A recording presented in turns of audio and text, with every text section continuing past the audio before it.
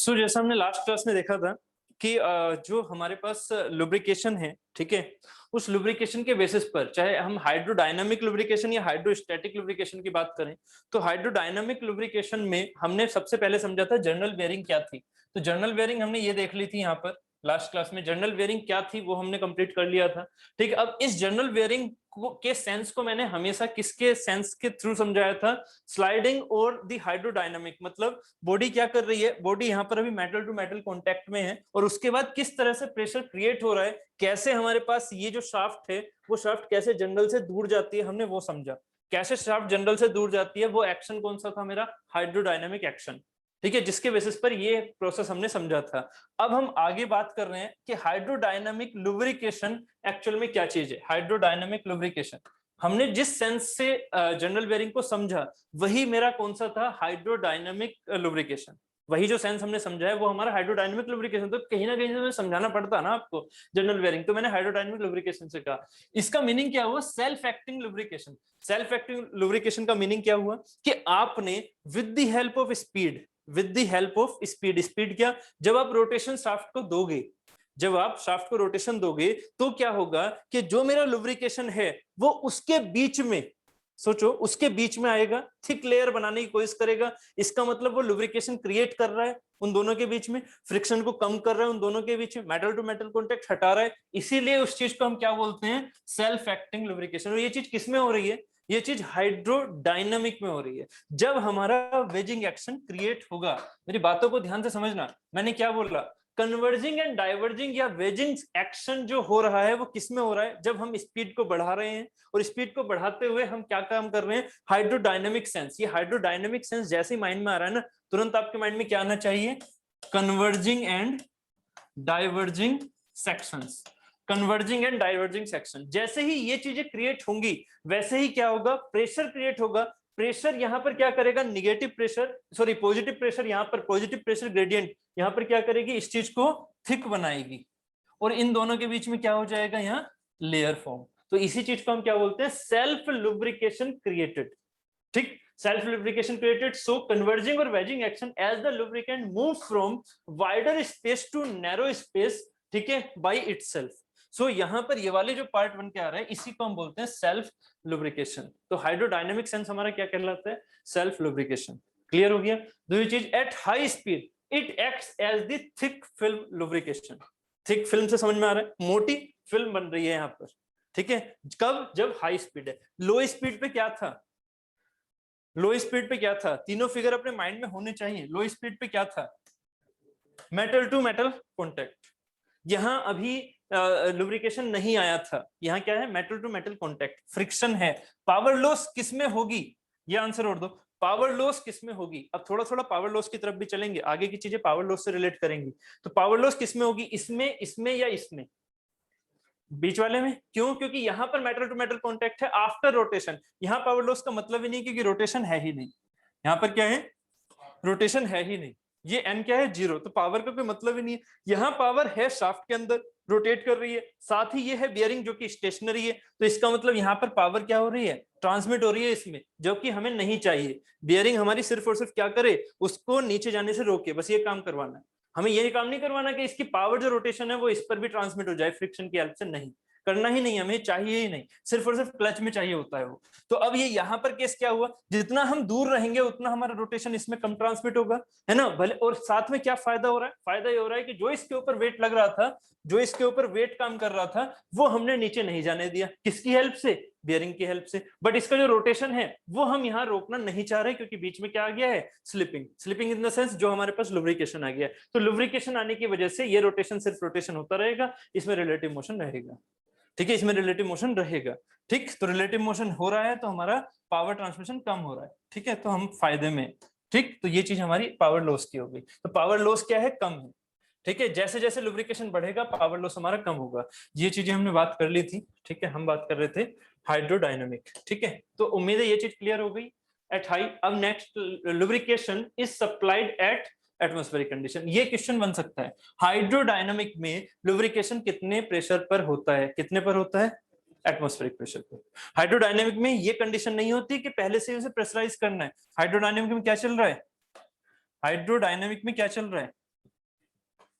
ये हमारे पास बियरिंग है, ठीक है। इसके अंदर ये मेरी शाफ्ट हो गई, ये मेरी यहाँ पर शाफ्ट हो गई ऐसे, ठीक है। तो ये शाफ्ट जो है, इस शाफ्ट के और इसके बीच में मैंने यहाँ पर लुब्रिकेशन ये लगा रखा है, ठीक है। तो ये लुब्रिकेशन हमारा कौन से वाले प्रेशर पर है, ये है हमारे एटमॉस्फेरिक प्रेशर पर, ठीक है। अब जैसे जैसे सुनो, स्टार्टिंग में कौन सा प्रेशर है, एटमॉस्फेरिक प्रेशर। जैसे जैसे आप स्पीड बढ़ाओगे प्रेशर इसका अपने आप में चेंज होगा या नहीं, प्रेशर अपने आप में चेंज होगा। कहाँ का, अलग अलग पॉइंट का, अलग अलग पॉइंट का। क्यों, क्योंकि ये क्या है, एक कन्वर्जिंग सेक्शन है, एक डाइवर्जिंग सेक्शन है। सो इसमें क्या होगा, चेंजेस होंगे, प्रेशर के चेंजेस होंगे। हर एक जगह सेम प्रेशर नहीं बोल सकते हो, ठीक है। स्टार्टिंग में कैसा था, एटमॉस्फेरिक प्रेशर, जिस टाइम पर ये शाफ्ट इसमें विदाउट रोटेशन रखी थी एटमॉस्फेरिक प्रेशर था। जैसे ही आपने रोटेशन कराया, प्रेशर की वैल्यूज चेंज होनी शुरू हो गई due to wedging action, due to rotation, rotation की वजह से वेजिंग एक्शन, इसकी वजह से ये हो रहा है, ठीक है। बात क्लियर हो रही है। तो आप क्या बोलोगे,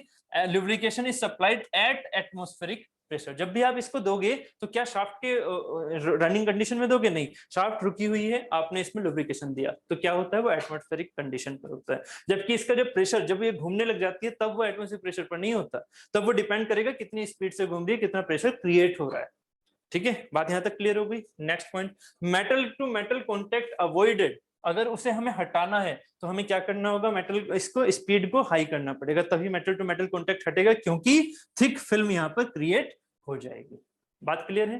एट लाइट लोड्स, ठीक है, बहुत ज्यादा लोड करोगे तो मेटल टू मेटल कॉन्टेक्ट नहीं हटेगा, है ना। ये भी चीज मैंने पहले लिखवा रखी है। Next thing is the hydrostatic lubrication, इसको समझ लेते हैं। हाइड्रोस्टैटिक लुब्रिकेशन, ये हमारे पास बेयरिंग हो गई, ठीक है, ये हमारे पास हो गई बेयरिंग, ठीक, ये रही। इस बेयरिंग में आपने क्या रखा, एक शाफ्ट को, ये रही शाफ्ट।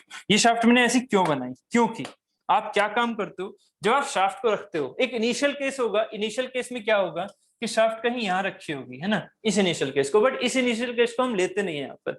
हाइड्रोस्टैटिक में जो इनिशियल केस होता है वो ये होता है। मैं उसकी बात कर रहा हूँ जब ये इससे भी पहले की केस है। इससे भी पहले का केस ऐसे होगा, यहाँ पर क्या होगा, हम यहाँ इस बेयरिंग में नीचे की साइड से ऐसे किसको, लुब्रिकेंट को पंप कर रहे हैं। यहाँ पंप लगा हुआ है और इस पंप की हेल्प से हम क्या कर रहे हैं, लुब्रिकेंट को इन कर रहे हैं, ठीक है। इस पंप की हेल्प से लुब्रिकेंट को इन कर रहे हैं। जब ये लुब्रिकेंट इन होगा तो इसके लोड को कंपनसेट करता हुआ हम प्रेशर देंगे। इसके लोड को, ये लोड कितना लग रहा है इस पर, डब्ल्यू मान लो, तो डब्ल्यू को कंपनसेट करता हुआ नीचे से हम प्रेशर देंगे तो शाफ्ट क्या होगी, ऊपर उठेगी। मतलब ये जो लोड विद होल्ड कर रहा है ये कितना है, ये मेरे पंप के प्रेशर के हिसाब से है कि मैं जितना प्रेशर लोड देता हूँ। अभी ये जो पंप पे प्रेशर आ रहा है ना, इसकी कहानी अभी आगे चलेगी, प्रेशर आगे चलेगा अभी, ठीक है। तो अभी फिलहाल इसमें यहाँ से समझो कि जैसे जैसे मैं प्रेशर दे रहा हूँ वो किसके बराबर आ रहा है, डब्ल्यू के, यस और नो। बस इसी सेंस के साथ हम आगे बात करेंगे अभी थोड़ी सी। तो ये जो चीज है इसको हम किस सेंस में देख सकते हैं, इस सेंस में, कब, जब ये इक्विलिब्रियम में हो। जब ये इक्विलिब्रियम में हो, हमने कहां पर ले आया इसे, सेंट्रोइड पर, मतलब इसके सेंट्रिक कर लिया इसे हमने, कंसेंट्रिक, ठीक है। ये सर्कल और ये सर्कल हमारे कंसेंट्रिक हैं। यहाँ पर इसके अरेंजमेंट को दिखा सकते हैं। अरेंजमेंट क्या हो गया, ऐसा कुछ अरेंजमेंट हो गया ऐसा। ये पंप दिखा दो, ठीक है, और पंप, ये लुब्रिकेंट दिखा दो, ठीक है। तो ये लुब्रिकेंट यहाँ पर कैसा दिख रहा होगा आपको, कुछ ऐसा,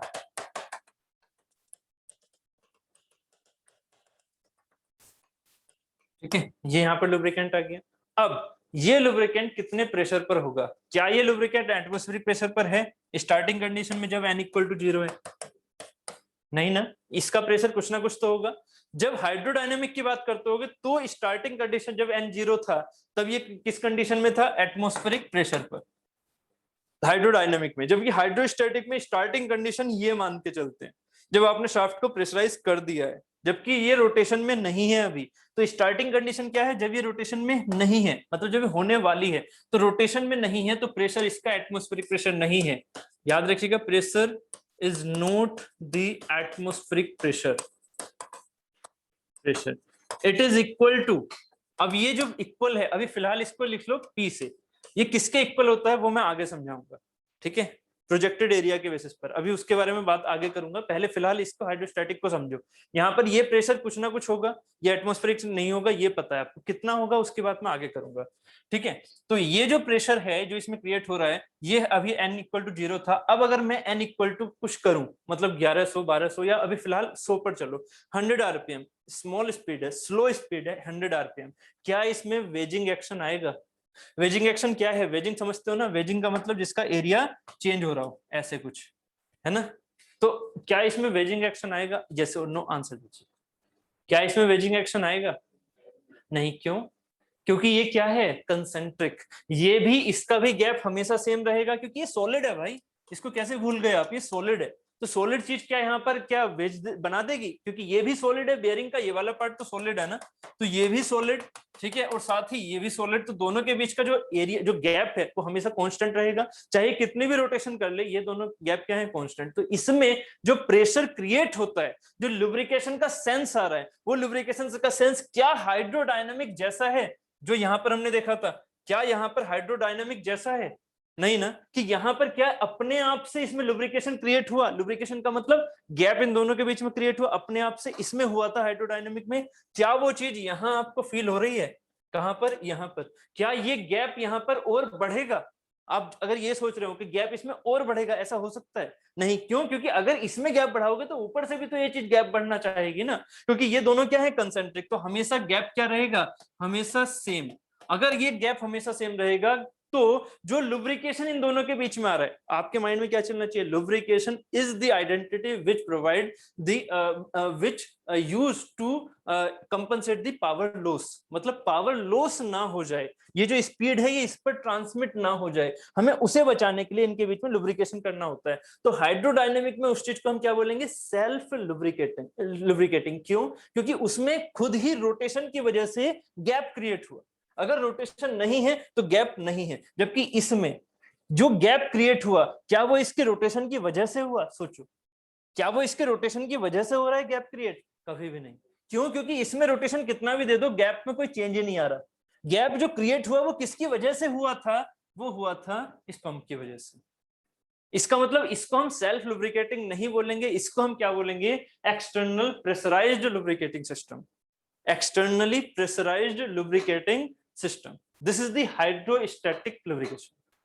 क्लियर हो गया? ठीक है, ये मेरा सेल्फ लुब्रिकेटिंग कभी नहीं होता। समझ गए? ठीक। आगे, no MTM even at high loads. कितना भी लोड लगा दो, क्या इसमें मेटल टू मेटल कांटेक्ट होगा? नहीं। क्यों? क्योंकि आपके पास पंप की क्वालिटी को बढ़ाना है बस। लोड उधर लगा दो, लगाते रहो, बियरिंग का मटेरियल अच्छा ले लो, पंप की क्वालिटी को बढ़ा दो, पंप के प्रेशर की टेंडेंसी को बढ़ा दो, आपका आराम से चाहे कितना भी लोड क्यों ना लगा दो, प्रेशर यहाँ उस चीज को विदहोल्ड कर लेगा, है कि नहीं? इसका मतलब यहाँ no MTM even at high load condition, it is suitable for all loading conditions. बात क्लियर होगी? चाहे स्मॉल लोडिंग हो चाहे हाई लोडिंग हो, उस सब के लिए हाइड्रोस्टैटिक मेरा सुटेबल होता है। Next is acts and on high pressure due to compaction. Obvious है कि हाई प्रेशर पर तो काम करेगा क्योंकि शाफ्ट का रियल वेट भी काम कर रहा होगा। हम यहाँ नहीं लेंगे बट रियल में तो लेंगे ना उसका वेट, तो उस वेट को भी तो ये कंपनसेट करते हुए ऊपर लेके जा रहा है। It should be used for high load at starting.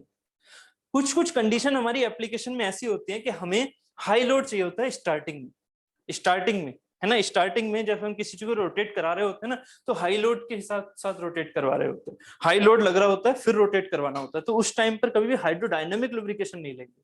जब किसी बॉडी में हाई लोड लग रहा हो और उसको रोटेट करवाना हो तो उस टाइम पर आप हाइड्रोडायनामिक नहीं लोगे। क्यों? हाइड्रोडायनामिक में वो चीज पहले से क्या होगी? मेटल से कॉन्टेक्ट में होगी। अब जब स्पीड बढ़ाओगे तब जाके मेटल टू मेटल कॉन्टेक्ट हटेगा, जबकि यहाँ तो हाई लोड लग रहा है। तो उस कंडीशन में जब ऐसी एप्लीकेशन हो जिसमें हाई लोड हो और यहाँ पर आपको बेयरिंग यूज करनी हो, तो आप हमेशा कौन सी चीज लेना चाहोगे? हाइड्रोस्टैटिक, जिससे कि पहले से ही यहाँ क्या हो? एक गैप हो, एक लुब्रिकेशन पहले से ही हो, जिसकी हाई लोड के स्टार्टिंग टॉर्क की वैल्यू अगर ज्यादा है तो आप कौन सी चीज को लेते हो? हाइड्रोस्टैटिक। बात क्लियर हो गई? ठीक है। नेक्स्ट, ये हाइड्रोस्टैटिक क्लियर हो गया।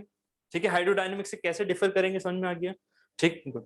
ये छोटे छोटे क्वेश्चन बनते हैं ऐसे ही कि हाइड्रोडायनेमिक कौन सा होता है, हाइड्रोस्टैटिक कौन सा होता है, हाइड्रोडायनेमिक में क्या होता है, हाइड्रोस्टैटिक में क्या होता है। उन्हीं चीजों को और सिंपल वे में मैंने यहाँ पर डिफरेंस के फॉर्म में लिखा हुआ है। तो डिफरेंस 1 बाय 1 पढ़ लेते हैं। Lubricant is supplied into the bearing at atmospheric condition, ये चीज आपको समझा दी है मैंने। तो इसमें क्या हो जाएगा, एट एटमॉस्फेरिक कंडीशन नहीं होता है, ये प्रेशराइज्ड कंडीशन पे होता है जो पंप ने किया। ठीक है, lubricant is supplied into the bearing at higher pressure, ये चीज क्लियर है। Next, pressure of the lubricant increases due to the dynamic and wedging action. आपने हाइड्रोडायनामिक में जो अभी समझाया था, वेजिंग एक्शन जितना ज्यादा क्रिएट करोगे, जितनी स्पीड बढ़ाओगे, उतना प्रेशर आप बढ़ा सकते हो, उतना यहाँ पर थिकनेस बढ़ा सकते हो, फिल्म थिकनेस बढ़ा सकते हो। ठीक है, थिक फिल्म लुब्रिकेशन क्रिएट कर सकते हो। यहाँ ऐसा कुछ होगा ही नहीं। क्यों? क्योंकि pressure of the lubricant increases due to the external device. मतलब प्रेशर अगर बढ़ाना है तो यहाँ पर किसका यूज कर रहे हैं, पंप का। यहाँ वेजिंग एक्शन की बात ही नहीं हो रही, क्योंकि कंसेंट्रिक होना यहाँ पर वेजिंग एक्शन को क्रिएट करना नहीं होता है। ठीक है, आपको कंसेंट्रिक करना ही पड़ेगा शाफ्ट को। ठीक है, तो अगर यहाँ पर लोड ज्यादा है तो प्रेशर ज्यादा, लोड कम है तो प्रेशर कम। क्लियर? ठीक है, इसमें कोई दिक्कत नहीं है, यहाँ वेजिंग एक्शन का बात ही नहीं होगी, अभी समझाया। नेक्स्ट चीज, MTM is only avoided eight high speed. ठीक है, जबकि यहाँ पर एमटीएम क्या होता है, होता ही नहीं है। स्टार्टिंग से ही वो कंसेंट्रिक कर देते हैं। There is no possibility of MTM between two surface even at stationary condition. रुका हुआ है तब भी यहाँ पर जो एमटीएम है वो होगा ही नहीं, metal to metal contact. Next, high starting torque is required. इसमें देखिएगा, अगर आपको किसी चीज को चलाना है, ध्यान से समझिएगा मैंने क्या कहा था। एग्जाम्पल को अब और थोड़ा फर्दर आगे लेके जाते हैं। मैंने भी एग्जाम्पल क्या बोला आपसे, मैंने ये बोला कि आप क्या करो, ऐसी आपके पास एक एप्लीकेशन है क्या, कि एक शाफ्ट है, उस शाफ्ट पर ज्यादा लोड लगा हुआ है, हाई लोड है। तो हाई लोड के लिए आपने अगर इस एप्लीकेशन को, हाई लोड की एक शाफ्ट बनाई हुई है, ये मेरी कोई एक एप्लीकेशन है, इस एप्लीकेशन को आपको सपोर्ट देनी है, आपको यहां पर सपोर्ट देनी है। ये हो गई मेरी बेयरिंग। आपने अगर इसमें हाइड्रोडायनामिक यूज कर ली, समझो मेरी बात को, इसमें अगर हाइड्रोडायनामिक यूज कर ली तो हाइड्रोडायनामिक में टॉर्क कैसा होगा, अगर हाई लोड लगा हुआ है तो हाइड्रोडायनामिक में टॉर्क कैसा प्रोड्यूस होगा, अगर हाई लोड लगा हुआ है तो टॉर्क कैसा होगा, स्टार्टिंग टॉर्क कैसा होगा, starting torque.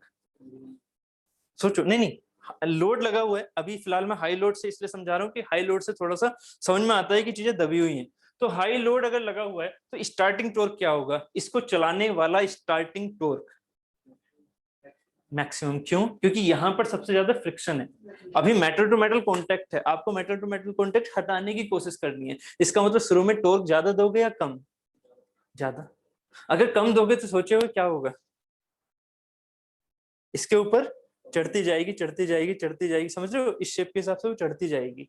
Metal to metal contact कभी हटेगा ही नहीं, है ना, ऐसे ऐसे ऐसे चढ़ती जाएगी, हर जगह से छूता हुआ इसे आगे चढ़ता जाएगा। अब आप सोच रहे हो कि आप कितना ज्यादा अपने आप को कंफ्यूज कर रहे हो, ऊपर ले गए फिर नीचे आ गए, तो ये चीज तो कभी होगी ही नहीं ना। फिर स्पीड कम है, ये ऊपर कैसे जाएगी, फिर वेट भी तो आ गया, वेट इसे नीचे ले जाएगा, है ना। तो ये वाली जो मेटल टू मेटल कॉन्टेक्ट है, अगर स्टार्टिंग टॉर्क आप कम दोगे तो हाइड्रोडायनामिक क्या यूज हो पाएगी, अगर स्टार्टिंग टॉर्क आप कम दोगे तो हाइड्रोडायनामिक यूज नहीं हो पाएगी। सोच पा रहे हो ना?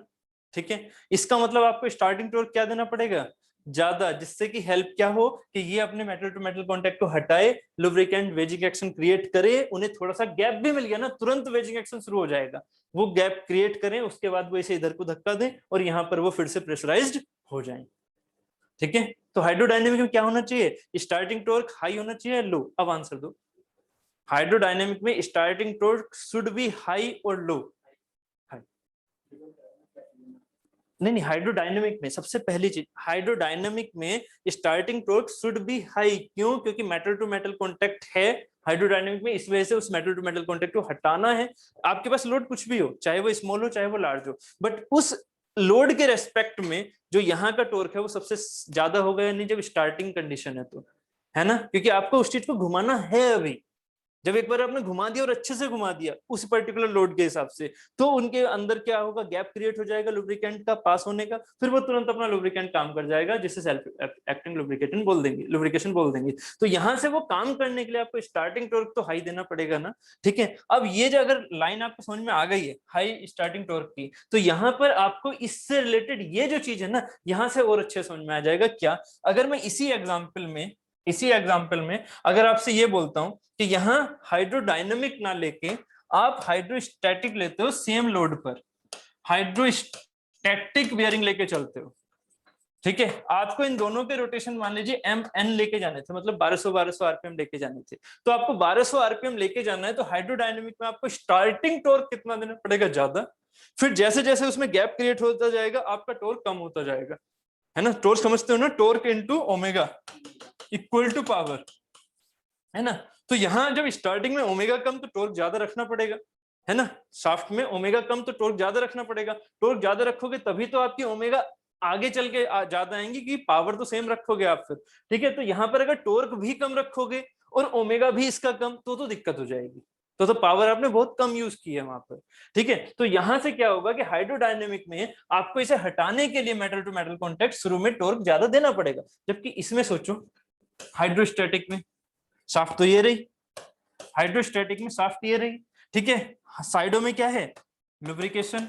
अब मुझे बताइए अभी ये क्या था, एन 0, अब ये सिर्फ रखी हुई है ऐसे, है ना, ये डब्ल्यू लग रहा है इस पर कुछ यहाँ पर डब्ल्यू लग रहा है।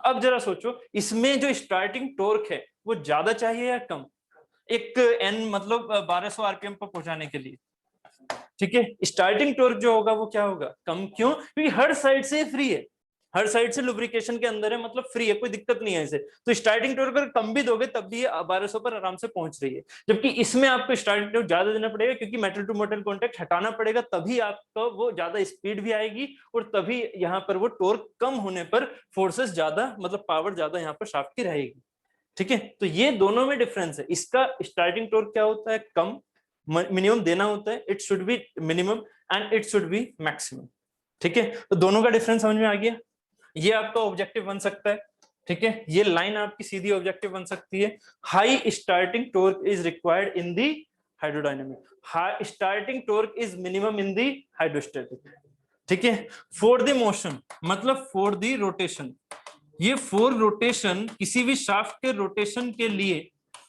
है ना, हमें स्टार्टिंग टॉर्क इसमें ज्यादा करना पड़ेगा, इसमें कम यूज करना पड़ेगा, एक किसी भी शाफ्ट को रोटेट कराने के लिए। Next, cost of lubrication is less, किसमें, हाइड्रोडायनेमिक में, क्यों, ऐसा क्यों, सोचो अगर आपके माइंड में दोनों चीजें चल रही, हाइड्रोडायनेमिक में क्या था और हाइड्रोस्टैटिक में क्या था, तो इसका आंसर आप खुद दोगे, cost of lubrication is less, okay, Pranjal ji भी जुड़ चुके हैं, ओके, ठीक, बहुत बढ़िया, चलो यहां पर बताइए cost of lubrication is less, क्योंकि लो वेट नहीं, थोड़ा सोचो, lubrication is less, low speed के लिए नहीं, एक चीज और है, लुब्रिकेशन की जो कॉस्ट है वो कहां से मेजर हो रही है, लुब्रिकेटिंग सिस्टम, इसमें लुब्रिकेटिंग सिस्टम क्या है, इसमें सेल्फ लुब्रिकेटिंग सिस्टम, वो तो ठीक है, वो तो वेजिंग एक्शन के बेसिस पर हो रहा है, आप ये सोचो कि इसमें लुब्रिकेटिंग मतलब कॉस्ट की बात हो रही है ना, कॉस्ट क्या होता है, कॉस्ट हमारे द्वारा लगाई गई लागत, और वो लागत किसमें है, लुब्रिकेशन सिस्टम में, इसके अंदर कैसी है, आपने सिर्फ और सिर्फ क्या किया है, इसको एटमॉस्फेरिक प्रेशर पर डाल दिया, लुब्रिकेशन को डाल दिया, ये पहुंच गया इसमें, ठीक है, जबकि इसमें क्या हुआ, आपने लुब्रिकेशन के लिए क्या यूज किया, एक पंप, तो लुब्रिकेटिंग सिस्टम हमारा क्या है, यहाँ पंप के साथ जुड़ा हुआ, कितना एक्स्ट्रा कॉस्ट आएगा, जबकि इसमें क्या है, सिंपल आपने लुब्रिकेशन डाल दिया, यहाँ पर लुब्रिकेशन का जो काम है, समझो जरा,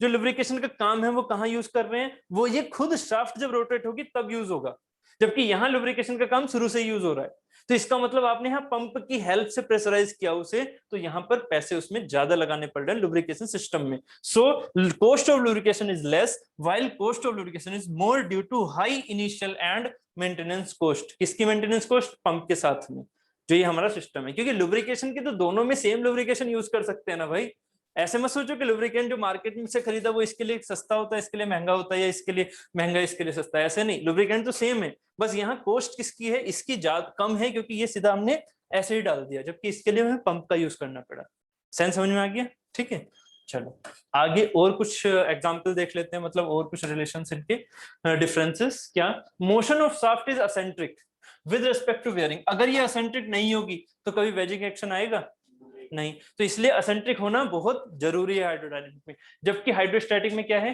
motion of shaft is concentric with respect to bearing, हमें कोई फर्क नहीं पड़ता, क्योंकि प्रेशराइज हमने किससे किया हुआ है, पंप से, बात क्लियर हो गई है। Next, used in the application ठीक है, बहुत बढ़िया, क्या बात है, पहले से आंसर आ रखा था, पंप की वजह से कॉस्ट ज्यादा आएगी, बहुत बढ़िया। ठीक है, used in the application where shaft is subjected to lighter loads at starting condition. अब आप खुद सोचो, जब हमें टॉर्क ज्यादा देना पड़ेगा, है ना, तो भाई इस कंडीशन में क्या था, अभी हमने प्रूफ किया ना, इस कंडीशन में क्या था, इस कंडीशन में हायर टॉर्क की जरूरत है ना, तो हम किस चीज के लिए यूज करें इसे, हम इसके किस चीज के लिए यूज करें, हम इसको लाइटर लोड के लिए यूज करें। एक लोड होता है, एक टॉर्क होता है। टॉर्क क्या है, जो हम प्रोड्यूस कर रहे हैं उस पर, लोड क्या है, एक्सटर्नली लगा हुआ। तो अगर मैं हायर लोड लगा दूं शाफ्ट पे, तो क्या ये चीज हमारी और ज्यादा वर्स्ट कंडीशन में नहीं चली जाएगी? क्यों? क्योंकि उस पर और ज्यादा हायर टॉर्क हमें प्रोड्यूस करना पड़ेगा स्टार्टिंग में। इसका मतलब ये किसके लिए यूज करनी चाहिए हमें? लाइट लोड के लिए। समझ रहे हो ना, लाइट लोड के लिए हम हायर टॉर्क प्रोड्यूस कर सकते हैं, बट हायर लोड के लिए हायर टॉर्क प्रोड्यूस करना बहुत टफ हो जाएगा। ठीक है, तो यहां पर इसका मीनिंग क्या हुआ, यहां पर ये चीज हमने यहां यूज कर ली है। ठीक है, यहां पर used in the application where shaft is subjected to lighter loads at starting condition. जबकि यहां पर क्या होगा, used in the application where shaft is subjected to heavier load also. ठीक है, it is used for the all loading condition लिखवा रखा है। तो ये हैवियर लोड के लिए भी यूज होता है और लाइटर लोड के लिए भी यूज कर सकते हो। बट लाइटर लोड के लिए क्यों पैसे खराब करने पंप लगा के, आप सीधा इसको यूज कर लो। बात क्लियर है? ठीक है, दोनों चीजों की क्लियरिटी होनी चाहिए। एप्लीकेशन याद रखिएगा, आईसी इंजन, क्रैंकशाफ्ट, इनमें क्या हो रहा है, लाइटर लोड्स यूज हो रहे हैं, स्टार्टिंग कंडीशन हमारी ठीक है, उसके हिसाब से हमने यहाँ इन चीजों पर यूज किया, किसको, इसको। जबकि ये जैसे हैं, क्रशर्स हो गया, बॉल मिल्स हो गई, बहुत ज्यादा, जहां पर टॉर्क बहुत ज्यादा लगाना पड़ रहा है। ठीक है, क्रशर्स और बॉल मिल्स समझ रहे हो? क्रशर्स क्या है, आपकी कॉन्क्रीट है, मान लीजिए कॉन्क्रीट भरी पड़ी है, ठीक है, उनको हमने थोड़ा सा लुब्रिकेटिंग एक एनवायरमेंट में डाला हुआ है, एक इस तरह का कंटेनर समझो। ठीक है, वॉल मिल्स में इतना इस तरह का कंटेनर समझो, इसके अंदर हमने क्या डाला हुआ है, कंक्रीट। इनको पीसना है, छोटे छोटे पार्टों में पीसना है। क्या करोगे यहाँ पर, मान लीजिए आपने ऐसे एक, ये पीसने के लिए एक ऐसे ग्राइंडर यूज कर लिया ऐसे। ठीक है, अब इस चीज को जब ऐसे ऐसे घुमाओगे तो इसके लिए टॉर्क ज्यादा चाहिए, कम? टॉर्क ज्यादा चाहिए। ठीक है, इसको घुमाना है तो स्टार्टिंग टॉर्क बहुत ज्यादा चाहिए, बहुत ज्यादा चाहिए। तो यहाँ पर आप हाइड्रोस्टैटिक वेयरिंग यूज करोगे। ये चीज तो मैंने ऐसे डायरेक्शन में यूज कर ली, हो सकता है वर्टिकल डायरेक्शन में कुछ ना कुछ ऐसा हो जाए। तो आप अपने माइंड में क्या लेके चलोगे, हाइड्रोस्टैटिक वेयरिंग, ना कि हाइड्रोडायनामिक वेयरिंग।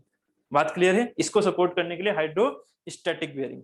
क्लियर? ठीक है, क्योंकि यहाँ पर क्या है, स्टार्टिंग टॉर्क जहां जहां ज्यादा होगा वहां वहां, जैसे सीमेंट प्लांट्स में, सीमेंट प्लांट्स क्या होंगे, बहुत ज्यादा विस्कस होते हैं, बहुत ज्यादा विस्कस। सीमेंट को अगर आपको ग्राइंड करना है तो बहुत ज्यादा विस्कस, मतलब टॉर्क स्टार्टिंग बहुत ज्यादा चाहिए। आइस इंजन वगैरह में इतना ज्यादा नहीं चाहिए, क्योंकि ये सारे एलिमेंट कैसे हैं हमारे, रोलिंग, थोड़ा सा धक्का दोगे वो खुद से हमारा सपोर्ट दे रहा है।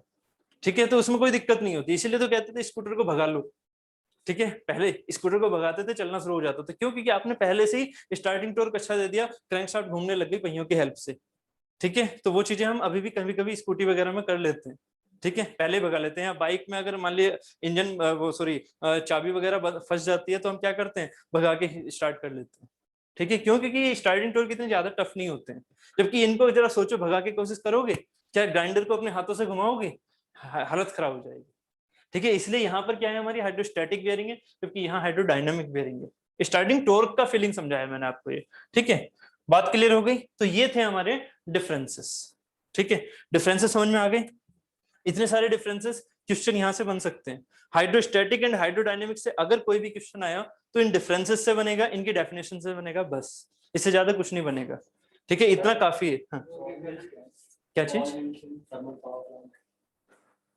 Volumes in the thermal power plant, जैसे कि हमारे पास ये होती है ना, जैसे ये वाली चीज समझाई मैंने आपको। ठीक है, ये तो हो गया कंक्रीट से रिलेटेड। मान लीजिए आपको थर्मल पावर प्लांट में जैसे कोल है, कोल को ग्राइंड करना है पूरा। अब देखो कोल है, उसको कोल को आपको क्या करना है, अलग अलग एक एक होता है हमारे पास जो कोल आता है, वो कौन सी वाली शेप का आता है, लिग्नाइट का। ठीक है, लिग्नाइट हमारे थर्मल पावर प्लांट में आया, वो किस में होगा, बहुत बड़े बड़े रॉक्स में, लट्ठों में, बहुत बड़े बड़े। ठीक है, उनको हमें क्या करना होगा, क्रश। ठीक है, तो क्रश करने के लिए जो हम मिल्स यूज कर रहे हैं, उनको हम बेसिकली इस सेंस में बोल रहे हैं थर्मल पावर प्लांट में। ठीक है, जहां हमारा टॉर्क ज्यादा, जहां हमारे पास चीजें बहुत ज्यादा, ठीक है, अथाह मात्रा में अगर पड़ी हुई हैं, उनको हमें ग्राइंड करना है, तो उसके लिए हमारा टॉर्क क्या होगा, ज्यादा। वहां पर हम कौन सी बेरिंग यूज करेंगे, हाइड्रोस्टैटिक। क्लियर? ठीक है। हाँ, लुब्रिकेशन को कैसे रोका जाता है, कौन से लुब्रिकेशन को? सर जैसे कि डायनामिक में वो सॉफ्ट हो रहा है, एक सेकंड, जैसे फिर से बोलो। सर जो डायनामिक में है ना, हाइड्रोडायनेमिक में, ठीक है। तो सर इसमें लुब्रिकेशन होता है वो कैसे डाला जाता है? लुब्रिकेशन कैसे डाला जाता है? बियरिंग एक्चुअली ऐसे जैसे हमने बनाया है, ठीक है, ये हाइड्रोस्टैटिक बियरिंग हमेशा ऐसी होती है। कैसी? ये चीज मैं पहले थोड़ा क्लियर और कर दूं। जैसे मैंने उस दिन ये वाला फिगर बनाया था, याद है आपको? ऐसे वाला, ठीक है, ये वाला फिगर बनाया था। इसमें मैंने एक चीज यूज की थी यहाँ पर, ये ऐसे ऐसे था। इसके मैं दो फिगर बना सकता हूँ आपको। कौन कौन से? ऐसे, या तो ये फिगर मान के चलो, कौन सा? ऐसे, समझ रहे हो? ये चीज है अलग, ठीक, और ये चीज है अलग। बियरिंग कभी भी आपकी एक पार्ट नहीं होती।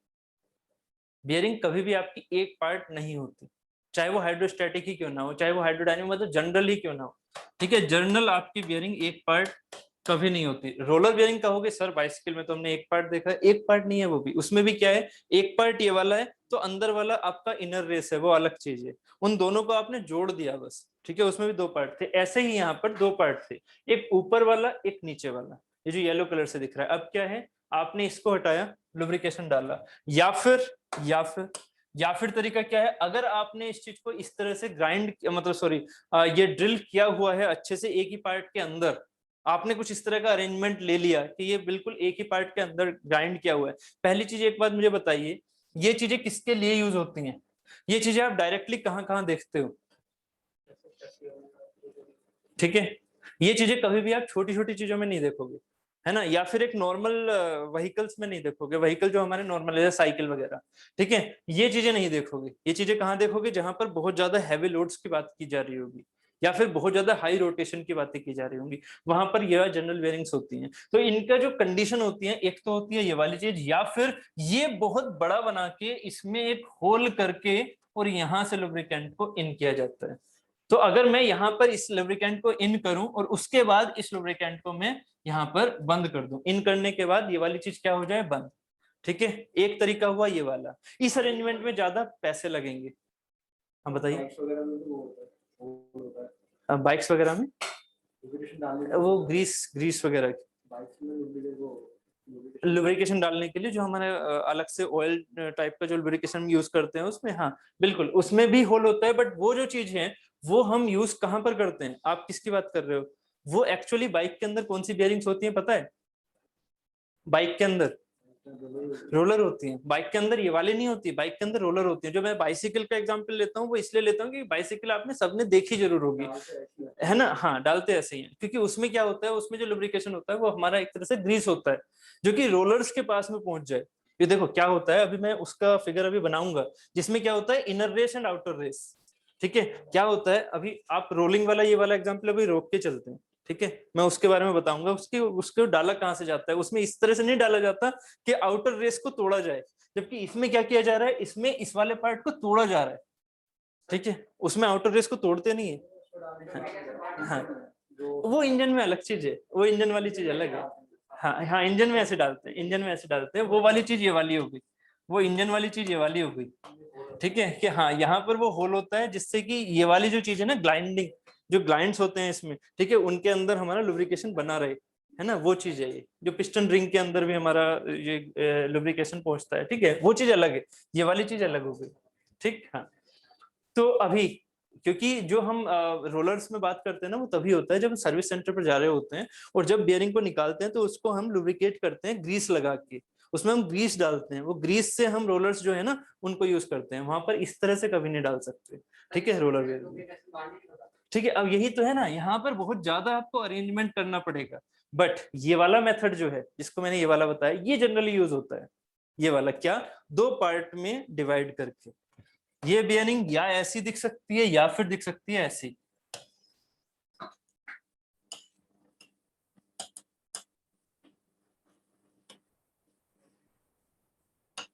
यहां पर क्या है, ये चीज,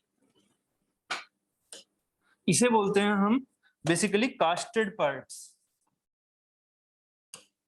ये होते हैं हमारे कास्टेड पार्ट्स। अब देखना, एक हो गया ये वाला, ठीक है, और एक हो गया ऊपर वाला। ये हमारे कास्टेड पार्ट, और जनरली हमारे ये वाले यूज होते हैं, ठीक है, कास्टेड पार्ट। अब क्या होगा, जो ये कास्टेड पार्ट है उसमें आप जो अलग अलग हो गए, दोनों पार्ट अलग हो गए, यहाँ पर अब आप यहाँ से ये चीजें भेज सकते हो, ठीक है। इन दोनों पार्ट्स में जो हमने अलग अलग पार्ट बनाए हैं वहां पर आप होल करके ये चीजें भेज सकते हो। और जो हमारे पास हाइड्रोडायनेमिक में उसमें पहले से ही आप इसको हटा के और यहाँ पर लुब्रिकेंट रख सकते हो। लुब्रिकेंट रखोगे, वेजिंग एक्शन आएगी, कोई दिक्कत? ठीक है नितेश जी, क्लियर हो गया? कास्टेड पार्ट, हाँ लुब्रिकेशन बाहर नहीं निकलेगा। और तीसरी कंडीशन ये है, एक तो हो गया कास्टेड पार्ट, बेयरिंग बनाना। बेयरिंग बनाना हमेशा जरूरी नहीं है ना कि हमेशा ड्रिलिंग से ही बनाओ, कास्टेड पार्ट से भी हो सकते हैं। देखो जो भी पार्ट होते हैं ना हमारी प्रोडक्शन में, जो भी, हाँ हाँ हाँ, उसके ऊपर लुब्रिकेशन कैसे रुकेगा? क्यों नहीं रुकेगा? एक सेकंड सोचो, आप ऐसे क्यों सोच रहे हो? आपको मैं थिंकिंग दे नहीं पा रहा हूं, या तो एक काम करते हैं, एक ये वाला एग्जाम्पल लेके चलो जरा। लो भाई ये एग्जाम्पल लो, फिर अब देखते हैं इस चीज में आप सोच पा रहे हो या नहीं। ये शाफ्ट है, ओपन ही कर दी मैंने, open wearing hydrostatic, it can be possible open wearing. कैसे? ऊपर तो वेजिस की वजह से जा रहा है, मैं बस इनको थोड़ा सा सेंस समझा रहा हूँ। एक्चुअली ये सोच रहे हैं कि वो चीज ऊपर कैसे जा रही है, ऐसा कुछ सोच रहे हो ना? हाँ तो पहले एक ओपन वेयरिंग सोच लो। ओपन वेयरिंग में ये वाली कंडीशन ले ली मैंने, ठीक है, यहाँ पर लुब्रिकेशन है, ये लुब्रिकेशन ये रहा। अब एक बात बताओ, इसका अपना वेट है, वो नीचे की तरफ काम कर रहा है, ये नीचे की तरफ जाएगा, बट इसके बीच में क्या है, लुब्रिकेशन है। अब आप खुद सोचो, इस ओपन वेयरिंग में जब हम इसे रोटेट करा रहे होंगे, मान लीजिए ऐसे रोटेट करा रहे हैं एक स्पीड के साथ, तो लुब्रिकेशन इन दोनों के बीच में है, ठीक है। अगर हमने इसको वेट को थोड़ा कम माना और लुब्रिकेशन यहाँ पर थिक फिल्म है अभी भी, ठीक है, एक विस्कस हाईली विस्कस है, यहाँ पर मेटल टू मेटल कॉन्टेक्ट नहीं हो रहा, स्पीड आपने बढ़ाई, क्या यहाँ पर लुब्रिकेशन अभी भी काम करेगा?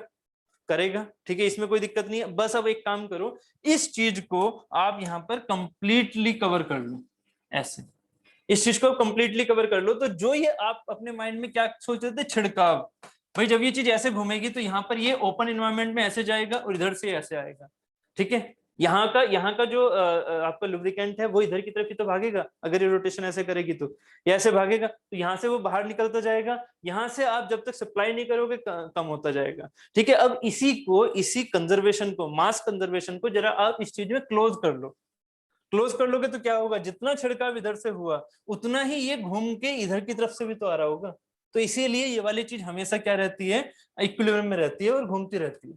तो ये चीज हमारी कहीं इससे बाहर नहीं जाएगी, कहीं बाहर नहीं निकलेगी, ठीक है, बात क्लियर है। और यहाँ जो इस बियरिंग के अब एक क्वेश्चन ये भी आ सकता है आपके माइंड में, क्या, जो मैं अभी आगे जर्नल का फिगर बनाऊंगा, इसमें क्या है, शाफ्ट ये रही, ये सामने से देख रहे हो, इस बियरिंग से इधर से देख रहे हो आपने, अगर इस बियरिंग को यहाँ पर, ये आपने कहा कि सर गैप होता है, ठीक है गैप, ये दिखेगा ऐसे, इस क्वेश्चन का आंसर देना, इस क्वेश्चन का आंसर देना सभी। क्या ये शाफ्ट है? आपके निर्देश, इस क्वेश्चन को मैं और कॉम्प्लिकेटेड कर रहा हूँ, आप तो सिर्फ अभी सामने से देख रहे हो, मैं अब आपको इसको तिरछे मतलब साइड से दिखा रहा हूँ। साइड से ये उसकी लेंथ हो गई बियरिंग की, है ना, मतलब ये जो आपकी विड्थ मानोगे ऐसे करके, सॉरी ये आप यहाँ पर जो इसकी विड्थ मानोगे ऐसे करके, ठीक है, ये वाली चीज विथ मानोगे, वो विथ दिख रही है ये। अगर इस विथ में शाफ्ट को ऐसे घुमा निकाल रहे हो आप, तो इसके बीच में यहाँ पर भी गैप मतलब लुब्रिकेंट, यहाँ पर भी गैप मतलब लुब्रिकेंट। अब एक बात बताओ यार, ये जो गैप है या जिसे हम लुब्रिकेंट बोल रहे हैं, ये क्या लुब्रिकेंट यहाँ को बाहर को नहीं निकल जाएगा, इधर को? अच्छा यही सोच रहे थे, चलो कम से कम इसी थ्रू में गया, मुझे लगा कि आप यहाँ वाली चीजों को सोच रहे हो, कैसे ऊपर जा रहे कैसे नीचे। ठीक है, ये बताओ ये कैसे निकलता है, ये चीज कैसे निकालोगे, मतलब इस चीज को कैसे रोकोगे? अगर शाफ्ट को हमने फिक्स कर लिया तो गड़बड़, तो फिर पावर ट्रांसमिशन हो ही नहीं, मतलब भाई अगर आपने इस चीज को ऐसे फिक्स कर लिया शाफ्ट को पूरा, तो गड़बड़ हो जाएगा। क्या क्या क्या यहाँ पर यूज होती हैं ग्लैंड्स, हाँ ग्लैंड्स, ठीक है। और ये ग्लैंड्स के अलग अलग टाइप होते हैं, लिवनिथ ग्लैंड होती हैं, ठीक है, और भी अलग अलग टाइप होते हैं, उन चीजों को आपको पढ़ना नहीं है, एक्चुअली वो हमारी इंजीनियरिंग ड्राइंग के सिलेबस में आते हैं, जो कि आपके सिलेबस में है नहीं, ठीक है। तो ये जो ग्लैंड्स हैं ये बेसिकली यहाँ पर यूज होती हैं इन चीजों पर। ये होती हैं कार्बन की बनी हुई जनरली, समझ रहे हो, ऐसे ये चीजें। ये जो मैंने येलो कलर से दिखा रहा हूं ये क्या है, मेरी ग्लैंड्स, ऐसे। आप सोचो जरा क्या हो रहा है, आपने ग्लैंड से शाफ्ट का और बियरिंग का जो बीच का गैप है उसे कवर कर लिया, ठीक है, ये दोनों चीजें साइडों से कवर हो गई, सर्कुलर है, ये कवर हो गया, मतलब जो लुब्रिकेंट है वो अंदर रह गया, लुब्रिकेंट बाहर नहीं जा सकता, ठीक है, क्योंकि ये ग्लैंड्स हैं, बट इसका रोटेशन कैसे, यहाँ पर क्या है, ये जो कार्बन है ये है एक्चुअली जो कार्बन या ग्रेफाइट की बनी होती है, ठीक है, ये होता है सेल्फ लुब्रिकेटिंग, मतलब ये क्या है, एक तरह से बहुत ही स्मूथ, कि इन पर पावर जब अगर म्यू हमारा 0 हो जाए, म्यू ऑलमोस्ट 0 हो, फ्रिक्शन कोफिशिएंट दो मटेरियल के बीच में अगर म्यू कोफिशिएंट जो है वो ऑलमोस्ट 0 है, तो उन्हें हम बोलते हैं self lubricating, self lubricating, self lubrication. वो है हमारा सेल्फ एक्टिंग लुब्रिकेशन, हाइड्रोडायनामिक, वो सेल्फ एक्टिंग लुब्रिकेशन है ना, उसे मैं सेल्फ लुब्रिकेशन नहीं बोल रहा, मैं बेयरिंग के मटेरियल की बात कर रहा हूँ। बेयरिंग का मटेरियल अगर मेरा इतना अच्छा है कि उसका म्यू 0 हो, तो उसे हम बोलते हैं सेल्फ लुब्रिकेटिंग बेयरिंग या सेल्फ लुब्रिकेटिंग मटेरियल। तो यहाँ पर जो ये ग्रेफाइट के आप ग्लैंड्स यूज कर रहे हो ना, वो क्या है, सेल्फ लुब्रिकेटिंग। इसका मतलब ये और ये, इनके बीच में कॉन्टैक्ट तो दिख रहा है आपको, इनके बीच में कॉन्टैक्ट तो दिख रहा है, बट इनमें पावर लॉस नहीं है, ठीक है, पावर लॉस नहीं है, मतलब जो इसका रोटेशन जा रहा है वो जा रहा है, और मुझे इस रोटेशन के बीच में वो काम नहीं करना, कौन सा काम, कि ये कार्बन की जो चीज है ये इसे रोके, मतलब इसके वेट को रोके, हमें वो काम नहीं करना, हमें क्या करना है, हमें एक्सियली रोकना है, हमें वर्टिकली नहीं रोकना, हमें एक्सियली रोकना है। तो हमें कोई मतलब नहीं है इसकी स्ट्रेंथ से, इसके स्टेशनरी होने से, हमें उनसे मतलब नहीं है, हमें मतलब है कि इससे ये जो लुब्रिकेंट है इधर की तरफ ना भागे, तो इन्हें बोलते हैं हम ग्लैंड्स, ठीक है। तो ये चीजें हमारी सिर्फ और सिर्फ बियरिंग में ही यूज नहीं होती, ये वाला जो सिंबल है, ये सिंबल्स हमारे टरबाइंस में भी यूज होते हैं जहां ब्लेड्स लगते हैं, ठीक है, एक्सियली रोटेशन में जो ब्लेड्स लगते हैं ना, वहां पर जो लुब्रिकेंट यूज किए जाते हैं, ठीक है, वहां पर भी ग्लैंड्स यूज होती हैं, ठीक है। चलो, तो उम्मीद है आप क्लियर हो गया, ठीक है। हाँ हाँ बताइए, कोई डाउट, ठीक, चलिए, तो यहाँ तक कंप्लीट, ठीक। अब हाइड्रोडायनेमिक हाइड्रोस्टैटिक की बात हो गई, ठीक है, चलो ये तो आपका क्वेश्चन हो गया, ठीक है। नेक्स्ट चीज है हमारा फ्रिक्शन सर्कल। फ्रिक्शन सर्कल क्या होता है इसको देखो आप, सबसे पहले अपना पुराना वाला फिगर, ये वाला,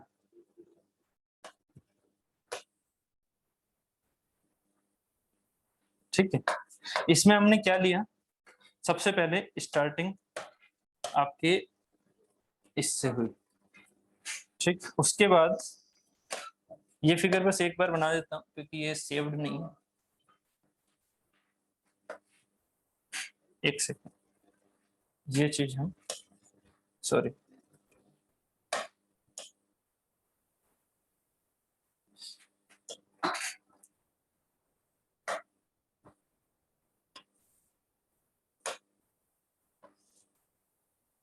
ये हो गया और ये हो गया,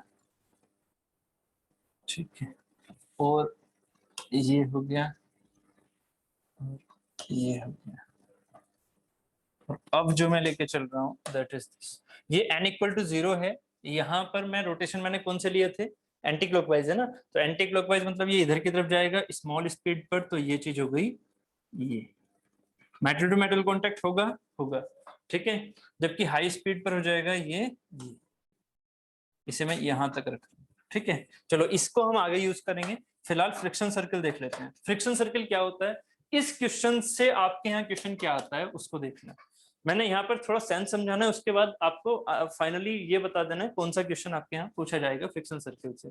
तो पहले ये बताइए, जो इसका W है क्या वो इस वाली रिएक्शन के बराबर होगा, होगा जब हमारा n इक्वल टू है 0, ठीक है।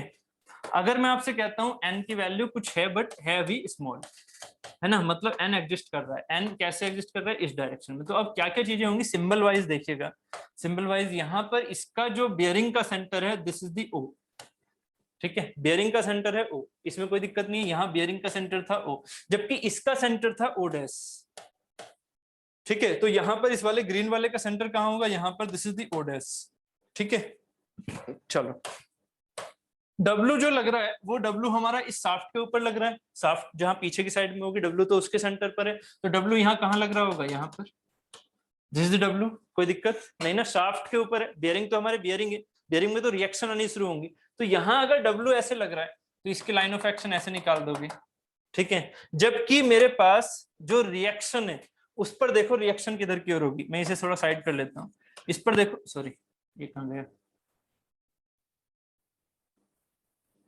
ठीक है, इस पर देखो कहाँ गया, भाई रुक जाए एक सेकंड,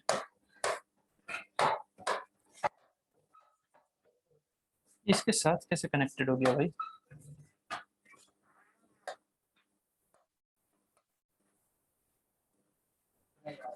पूरा ही आ रहा है यार ऐसे कैसे हुआ, चलो कोई नहीं कोई नहीं कोई नहीं, डिलीट हो जाएगा, हो गया, टेंशन नहीं, एन स्मॉल, ठीक है। यहाँ रिएक्शन देखो, रिएक्शन क्या होगी, रिएक्शन कैसे होती है, रिएक्शन ये बताइए, डब्ल्यू की रिएक्शन ये होगी क्या, आप खुद आंसर दो, डब्ल्यू की रिएक्शन ये होगी,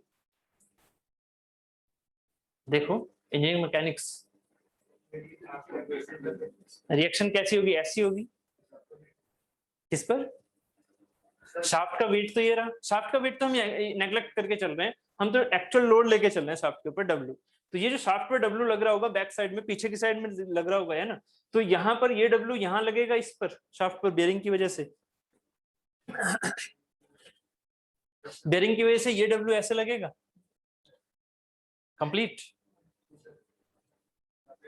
रिएक्शन ये बियरिंग इसके ऊपर शाफ्ट के ऊपर ये देगी रिएक्शन, रिएक्शन मैं पूछ रहा हूँ, रिएक्शन, रिएक्शन क्या मेरी ये आएगी, इसे मैं डब्ल्यू ना बोल के आर बोल देता हूँ, आर, क्या मेरी आर एन ये होगी, रिएक्शन आर एन, क्या मेरी आर एन ये होगी, यार एक बात सोचो, जहां सर्कुलर होता है रिएक्शन किस डायरेक्शन में होती है, अगर मैं आपसे कहता हूं रिएक्शन, तो रिएक्शन किसी भी लोड की परपेंडिकुलर डायरेक्शन इसके कर्व के टेंजेंट ही तो होगी, ऐसे ही अगर ये कर्व पर मेरा कोई लोड यहां लग रहा है ऐसे, तो इसकी रिएक्शन किस डायरेक्शन में होगी, ऐसे होगी ना नॉर्मल, इसके टेंजेंट पर, इस कर्व के टेंजेंट पर ये होगी या नहीं, सोचो भाई, जहां टच कर रहा है, जहां जिस पॉइंट पर टच कर रहा है उस पॉइंट पर ही तो नॉर्मल रिएक्शन होती है ना, उस सरफेस से, याद आ रही है नॉर्मल रिएक्शन क्या होती है, अर्थ की सरफेस के परपेंडिकुलर, है ना, तो यहाँ पर सरफेस क्या है, टेंजेंट कौन सी होगी इस सरफेस पर, ये रही,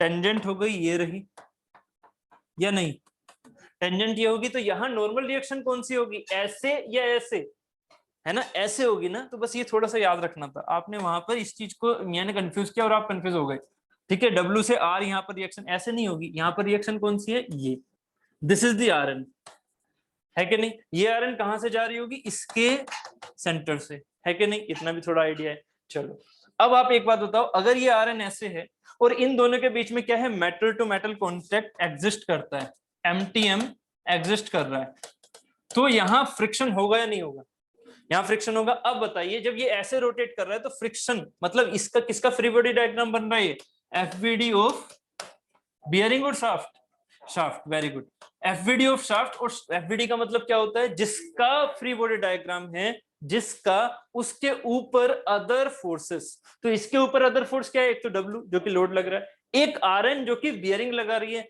और एक चीज और है, एक क्या है, फ्रिक्शन जो कि बियरिंग लगा रही है, किसमें, इसके डायरेक्शन के अपोजिट, इसका मतलब यहाँ फ्रिक्शन फोर्स किधर की ओर लगेगा, फ्रिक्शन फोर्स लगेगा ऐसे, लगेगा यानी इस टेंजेंट के पैरेलल, और ऐसे लगेगा, ठीक है, इस डायरेक्शन में, this is the F F, इसे फ्रिक्शन फोर्स बोल दिया, बात ठीक है। अब एक चीज याद करो, जब ये फ्रिक्शन फोर्स ये है, अब एक काम और करो, इस लाइन को, हम इस लाइन का कुछ फायदा उठा लेंगे, इस लाइन पर आप सिंपल आर एन ना बोल के, एक सेकेंड, यहाँ आर एन, अरे यार एक सेकेंड, ठीक है, ये ऑटोमेटिक जब होता है ना तो दिक्कत हो जाती है,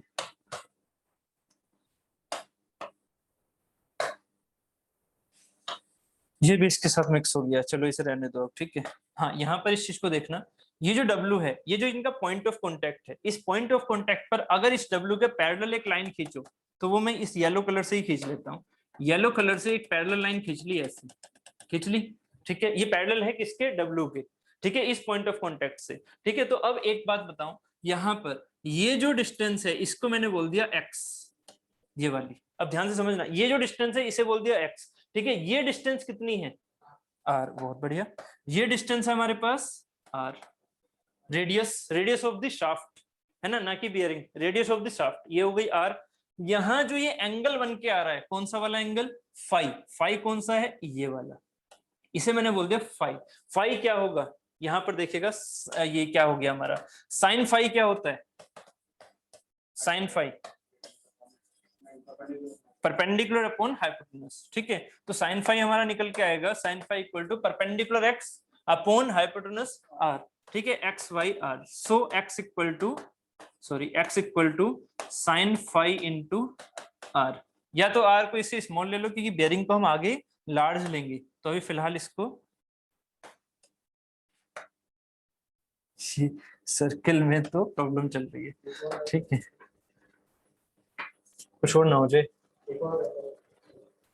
अरे वाह थैंक यू तो यहाँ पर क्या होगा, देखो साइन फाई इंटू आर, ये आर हमारे पास ये हो गया, ठीक है, ये आर हमारे पास ये हुआ, ठीक है, इसे मैंने स्मॉल आर ले लिया तो स्मॉल आर लेके चल लो, तो साइन फाई इंटू आर, क्योंकि अब एक चीज समझिएगा, यहाँ जो मैं फाई लेके चल रहा हूँ इसमें फ्रिक्शन कितना है, यहाँ फ्रिक्शन ज्यादा होगा या कम, मेटल टू मेटल कॉन्टेक्ट है, फ्रिक्शन ज्यादा होगा मैं मानता हूं, बट हाइड्रोडायनामिक सेंस है, फ्रिक्शन सर्कल किसमें बनता है, हाइड्रोडायनामिक में, हाइड्रोस्टैटिक में मतलब ही नहीं है इसका, हाइड्रोडायनामिक सेंस है। आप क्या चाहोगे कि ज्यादा एफएफ होना चाहिए या कम, आप क्या चाहोगे, एफएफ बहुत कम होना चाहिए, बहुत कम, ठीक है, मतलब ये जो बॉडी है, स्पीड अगर हम इसकी स्टार्टिंग करें तो ये चीज बहुत ज्यादा इधर ना जाए, ये तुरंत ही क्या करे, स्पीड बढ़ाए और हमारी ये इधर जाना शुरू हो जाए, मतलब इसके बीच में लुब्रिकेशन का काम होना शुरू हो जाए, ठीक है, इसका मतलब आप एफएफ को कम रखना चाहोगे ना, आप चाहोगे क्या एफएफ को कम रखना, तो यहाँ जो फाई है वो कम होगा या ज्यादा,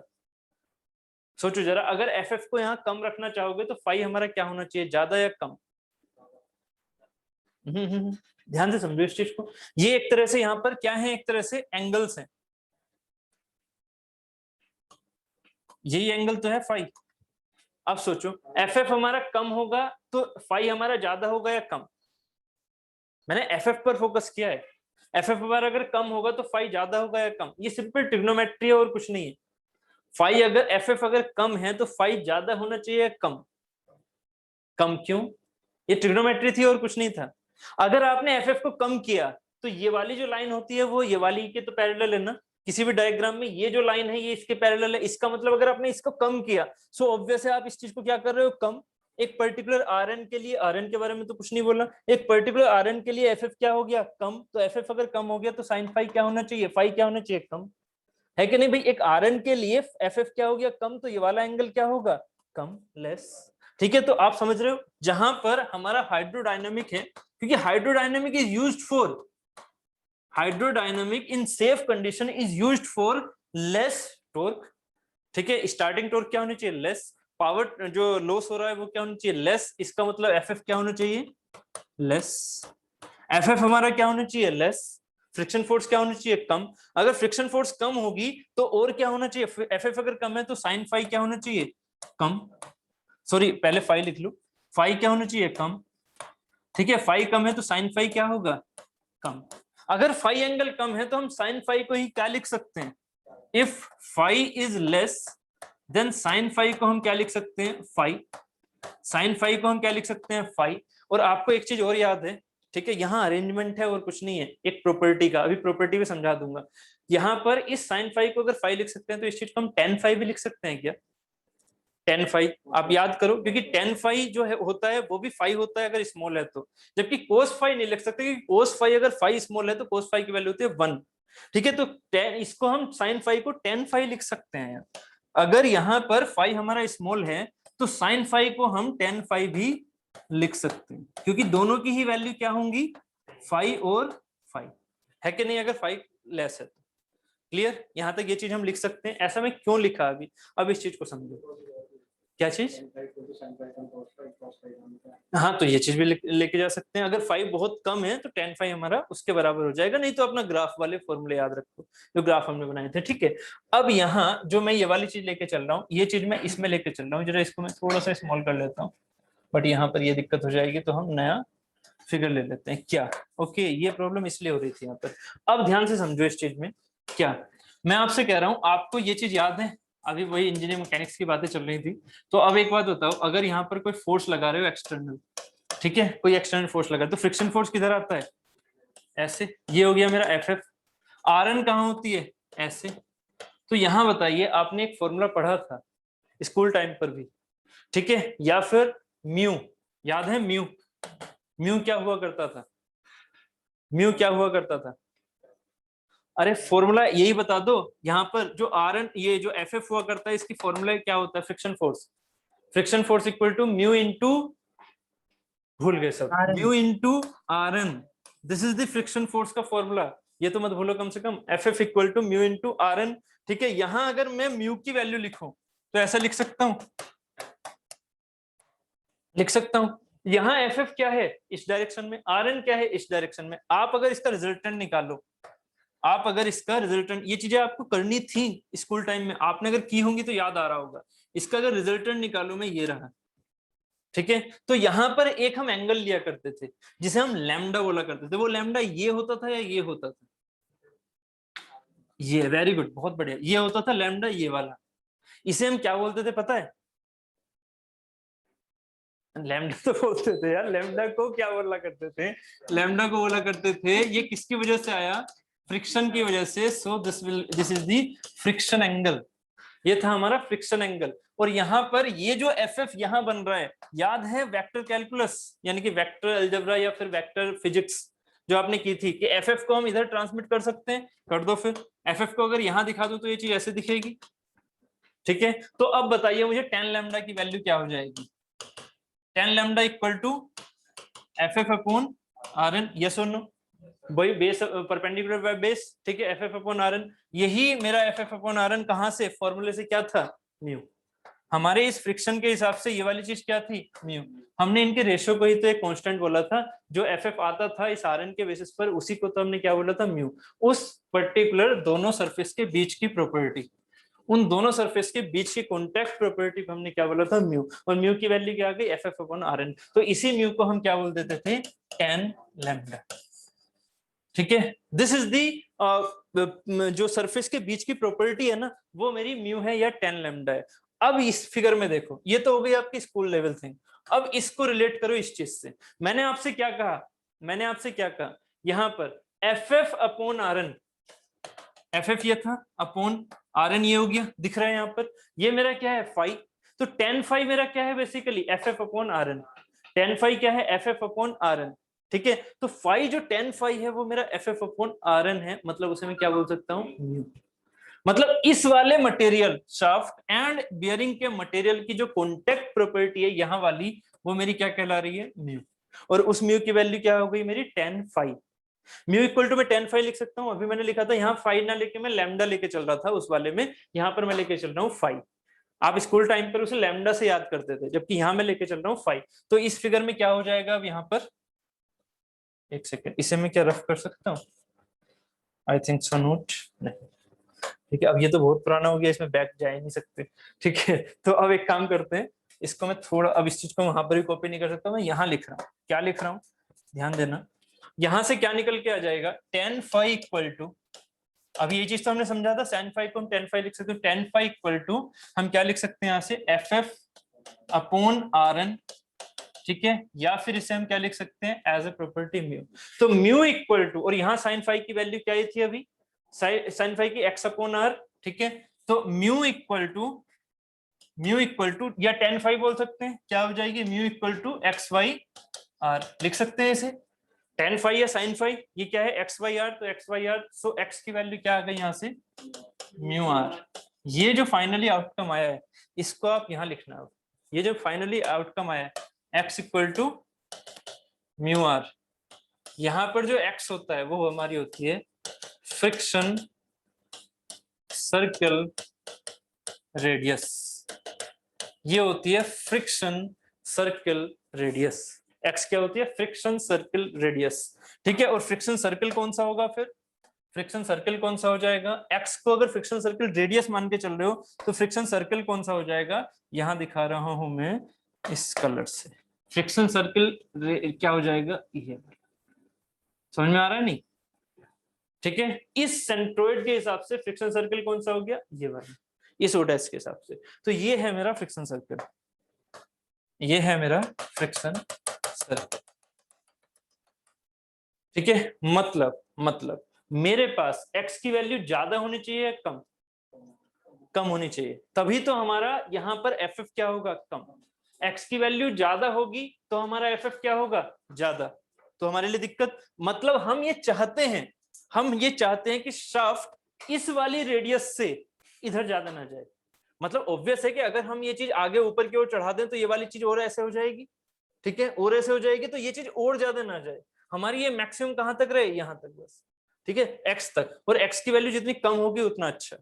एक्स की वैल्यू कम पर ही हमें उतना फ्रिक्शन फोर्स मिल रहा है, उतना हमारे पास चीजें मिल रही है कि यहाँ पर वो gap metal to metal contact कम हो जाए और हट जाए, और यहाँ पर फिर वेजिंग एक्शन क्रिएट होकर ये चीज उधर की तरफ चली जाए।